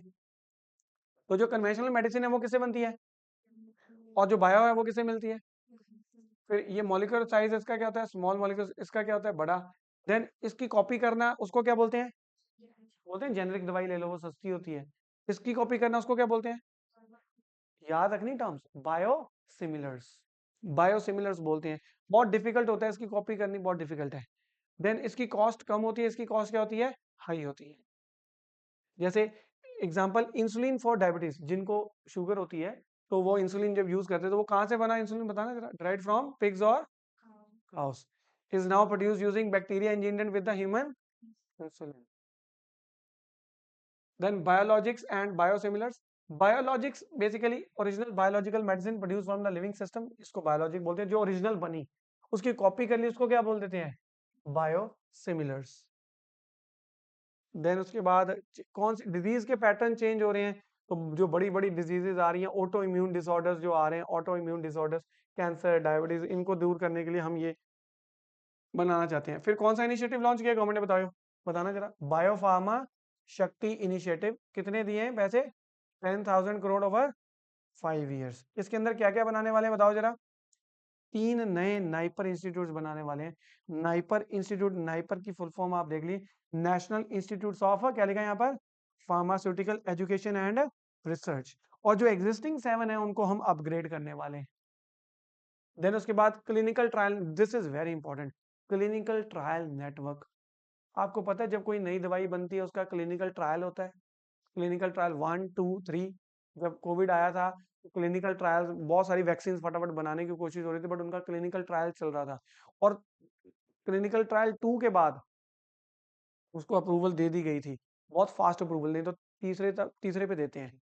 तीसरे पे ना मास लोगों के ऊपर जाके उसको यूज किया जाता है और देखा जाता है। ऐसा नहीं कि सबको लगा देंगे, मतलब थोड़े से ज्यादा ऑडियंस के ऊपर लगा के चेक करते हैं कि ठीक है या गलत। स्टार्टिंग में तो बहुत ही लिमिटेड होता है। स्टार्टिंग में जानवरों पे लगाते हैं। क्लिनिकल ट्रायल 1 पे किस पे लगाते हैं पहले? एनिमल्स। वो ठीक है, तो फिर क्लिनिकल ट्रायल 2 में ह्यूमन पे लगाते हैं, बट वो लिमिटेड 1 2 3 लोगों के इतने में लगा के चेक करते हैं। और 3 पे कहाँ आते हैं? फिर मास पे आते हैं, फिर जाके मिलता है। तो इंडिया में क्या बनाने वाले हैं? Clinical trial network. तो अब क्या है जी, 1000 अप्रूव्ड क्लिनिकल ट्रायल साइट्स बनाने वाले, जिससे क्या होगा, फास्टर टेस्टिंग होएगी। और जो कंपनीज, बड़ी बड़ी कंपनी जो बायो फार्मेसी में आना चाहती है, वो कहाँ लगाएंगे अपने प्लांट्स? बोलेंगे वहाँ क्लिनिकल ट्रायल बहुत फास्ट हो जाएगा, वहीं लगा लो। और किसको स्ट्रेंथन करेंगे हम? प्लीज नोट डाउन, CDSCO, ठीक है। CDSCO जो है आपका ड्रग्स कंट्रोल ऑर्गेनाइजेशन है, मतलब ड्रग्स बनाने वाली कंपनीज को रेगुलेट करता है। इसकी फुल फॉर्म आप देख सकते हैं। इसको याद रखना बड़ा आसान है। अगर आप इसको लॉजिक से याद करेंगे तो आपको पेपर में आ जाए कि CDSCO की फुल फॉर्म बता दो क्या है, तो आप बहुत इजीली बता देंगे। सेंट्रल, से सेंट्रल ड्रग का स्टैंडर्ड। अब आप घटिया ड्रग्स बनने शुरू हो जाएं, जैसे कि आपने वो देखा था मध्य प्रदेश के अंदर कितने बच्चों की जान चली गई थी। वो एक सिरप था, जिसको उन्होंने पी लिया, क्या नाम था सिरप का? कफ सिरप, हाँ। उसके अंदर डाइथाइल ग्लाइकोल जो थी बहुत ज्यादा थी, जिसकी वजह से उनकी डेथ हो गई थी। तो फिर वो, इंडिया में ऐसे ड्रग्स बनने चाहिए जो सेफ हो, जो बनाए जा रहे हैं उनका प्रोसेस बड़ा ऐसा होना चाहिए कि सेफ प्रोसेस होना चाहिए। तो उसको कौन रेगुलेट करता है? CDSCO। इसका नाम आपको याद हो गया, खुद देखो, ड्रग्स का स्टैंडर्ड मेंटेन करना है ना, central drug standard control organisation, drug का स्टैंडर्ड मेंटेन करना है। तो इसको भी स्ट्रेंथन करने की बात हो रही है। देन उसके बाद स्ट्रेटेजिक गोल्स क्या है? कि इंडिया कहता है हम वॉल्यूम से कहाँ, किसकी तरफ जाना चाहते हैं? वॉल्यूम, बहुत ज्यादा दवाइयां बना बना के हम, इसीलिए तो इंडिया को फार्मेसी ऑफ द वर्ल्ड बोलते हैं। क्या बोलते हैं? Pharmacy of the world. तो कह रहे हैं अब हम वॉल्यूम से कहाँ जाएंगे? वैल्यू, बड़ी अच्छी अच्छी दवाइयां बनाएंगे, ऐसी वाली दवाइयां जो कहीं नहीं बनती। देन ग्लोबल कॉम्पिटिटिवनेस करेंगे, इकोनॉमिक टेक्नोलॉजी बेनिफिट, ये सब करेंगे हम। Then disease address by biopharma, कौन कौन सी ठीक होती है बताना जरा? Cancer, auto immune disorders, auto immune disorders, जैसे ये ऑटो इम्यून डिसऑर्डर कौन सा है? इम्यूनिटी सिस्टम जिसका खत्म हो जाता है। इम्यूनिटी सिस्टम हमारा अंदर है ना, इम्यूनिटी सिस्टम, जब हम जुकाम होता है, कोल्ड होता है, तो हमारी बॉडी खुद लड़ती है। फिर फीवर होता है, फिर हम बीच में थोड़ी सी दवाई की रेजिस्टेंस लेते हैं। वैसे हमारी बॉडी सिस्टम ऐसा है कि वो खुद ही लड़ता है। तो जब ऑटो इम्यून डिसऑर्डर हो जाता है, तो हमारी बॉडी खुद को ही अटैक करना शुरू हो जाती है। उसको लगता है कि पता नहीं ये क्या फॉरेन चीज है, खुद को ही अटैक करना शुरू हो जाती है, उसको बोलते हैं ऑटो इम्यून डिसऑर्डर।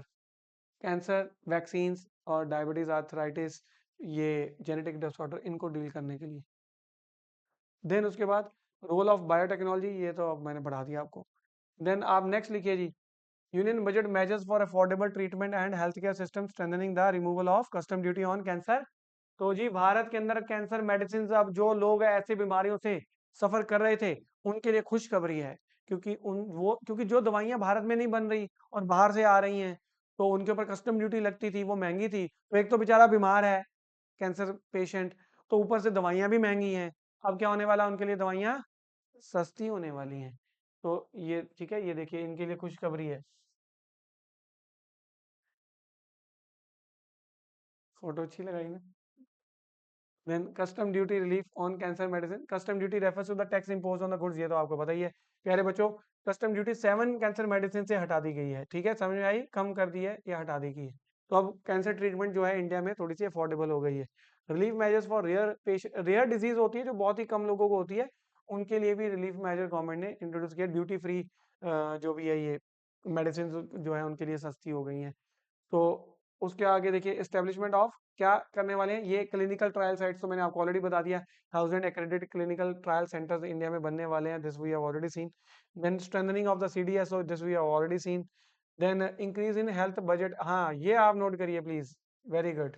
हेल्थ के ऊपर देखो, 3 चीजों के ऊपर मेन चीज बजट का फोकस होता है, पता है किसके ऊपर? एजुकेशन, हेल्थ एंड डिफेंस, ठीक है। एजुकेशन, हेल्थ एंड डिफेंस, इसके ऊपर था मैं आपको, इसके ऊपर मैं आपको ना कल बताऊंगा कि देशों का जो हेल्थ एक्सपेंडिचर है, सब, अगर साउथ एशिया में भी बात कर ले, इंडिया का हेल्थ एक्सपेंडिचर सबसे कम है as compare to the GDP। जितना होना चाहिए था उससे कम कम होता ही जा रहा है। कोविड-19 में थोड़ा सा बढ़ाया था, बाकी फिर उसके बाद क्या कर रहे हैं ये, हमसे ज्यादा, इंडिया से ज्यादा तो हमारे नेबर्स का है ज्यादा expenditure on health as to the GDP ratio. तो कितना रेशियो है आज, वो तो मैंने नहीं मेंशन करी हुई है। Tomorrow I will tell you that figure. क्योंकि देखो ये, इस पे तो मेन क्वेश्चन आ सकता है कि इंडिया का हेल्थ एक्सपेंडिचर कितना है as ratio as to GDP, then defence expenditure कितना है, देन एजुकेशन कितना है। ये तीन तो बहुत इंपॉर्टेंट है। बट अभी आप फिलहाल ये नोट डाउन कर लीजिए कि इस बार बजट के अंदर हेल्थ के लिए कितने पैसे मिले हैं। 1 लाख करोड़ से ज्यादा ही मिले हैं, 1.0 लाख करोड़, 6% इंक्रीज हुआ है। और PMJAY क्या है बताइए, प्रधानमंत्री आयुष्मान भारत जन आरोग्य योजना। ठीक है, PMJAY की फुल फॉर्म क्या है, प्रधानमंत्री जन आरोग्य। ये एक हेल्थ इंश्योरेंस स्कीम है, मतलब गवर्नमेंट की हेल्थ इंश्योरेंस स्कीम है कि सबको 5 लाख रुपए तक का बीमा इंश्योरेंस सबको मिलेगी, प्रधानमंत्री जन आरोग्य योजना। तो देखो लिखा है government funded health insurance scheme providing up to, क्या लिखा है यहाँ पर, 5 lakh free treatment to economically weaker family. सबको नहीं है, फिर EWS है। तो इसको ही कितने मिलने वाले हैं, 10,000 करोड़ के लगभग तो यही ले जाएगा। इस पे गवर्नमेंट का खर्चा हो रहा है कि नहीं बोलो, 10,000, तो 1,05,000 करोड़ में से 10,000 करोड़ तो यहीं चले गए, फिर बाकी कहाँ जाएंगे। फोकस ऑन क्या लिखा है यहाँ पर, जेरियाट्रिक केयर। जेरियाट्रिक केयर मतलब सीनियर सिटीजन के लिए जो केयर होती है उसको क्या बोलते हैं, जेरियाट्रिक केयर। उसके ऊपर स्पेंड करेगी गवर्नमेंट। देन उसके बाद गवर्नमेंट ट्रेनिंग देगी 1.5 लाख केयर गिवर्स को, तो ताकि केयर गिवर जो हैं वो स्किलफुल होंगे तो इंडिया के अंदर उनको नौकरियां मिलेंगी ये इस फील्ड के अंदर। Expansion of allied health professionals, तो लैब टेक्नीशियंस को ये सबको गवर्नमेंट जो है सपोर्ट करने वाली है कि इनकी स्किल डेवलपमेंट की जाए। Then modernisation of health infrastructure, तो गवर्नमेंट ओल्डर हॉस्पिटल्स को चेंज करके मॉडर्नाइज करने वाली है, इसके ऊपर खर्चा होने वाला है। देन उसके बाद increase in medical education capacity. अब देखो आगे एजुकेशन कैपेसिटी की बात, तो MBBS प्रोग्राम की सीट्स बढ़ाने वाले हैं, पोस्ट ग्रेजुएट मेडिकल कोर्सेज की सीट्स बढ़ाने वाले हैं, नर्सिंग एजुकेशन के लिए जो है नए नए कॉलेजेस बनाने वाली है गवर्नमेंट। देन प्रॉब्लम, ये ऑलरेडी हम देख चुके हैं, ठीक है, ये पूरा समरी है कि हेल्थ केयर ये क्या करा, removal of custody duty, rare disease के लिए क्या किया है, न्यू मेडिसिन के लिए क्या किया है, ये सब हम देख चुके हैं। नाउ नेक्स्ट लिखिए आप, union budget emphasis on mental health and traditional medicine. Mental health and traditional medicine,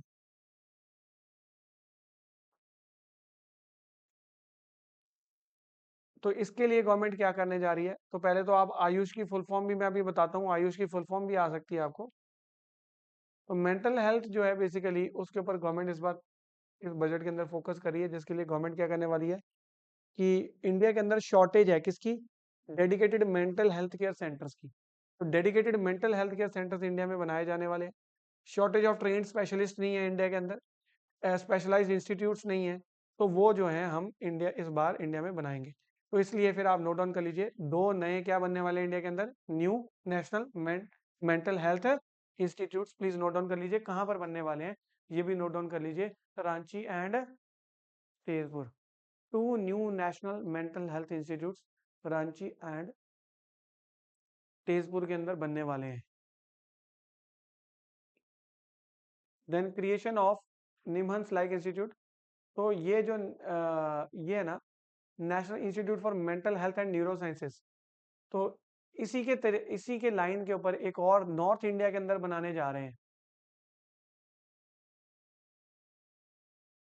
अभी ये जो निमहंस है ये बेंगलुरु में है, mental health and neuro sciences वाला। नॉर्थ इंडिया में भी एक बनाने जा रहे हैं जो मेंटल हेल्थ ट्रीटमेंट देगा, न्यूरोलॉजिकल ब्रेन डिसऑर्डर्स को ट्रीट करेगा।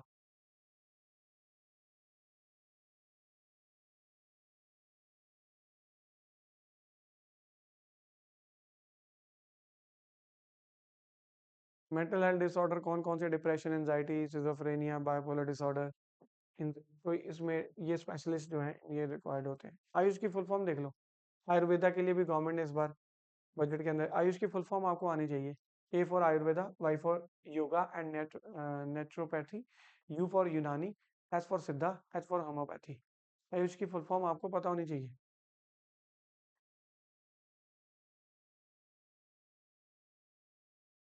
कर लिया नोट डाउन। हम्म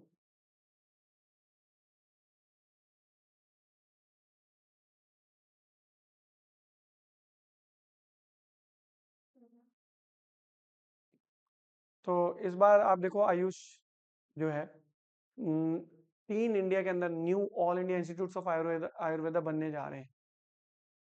ठीक है, 3 knew all India institute of Ayurveda बनने जा रहे हैं। इस बार एलोकेशन आयुर्वेदा को गवर्नमेंट ने बढ़ा दी है। पहले 3600 करोड़ दी थी, अब 4400 करोड़ दे रहे हैं आयुर्वेदा इसको सब इम्प्रूव करने के लिए। चलो ये तो खत्म ही हो गया ना, ओवरऑल समरी तो ठीक है। फिर क्या करें फिर?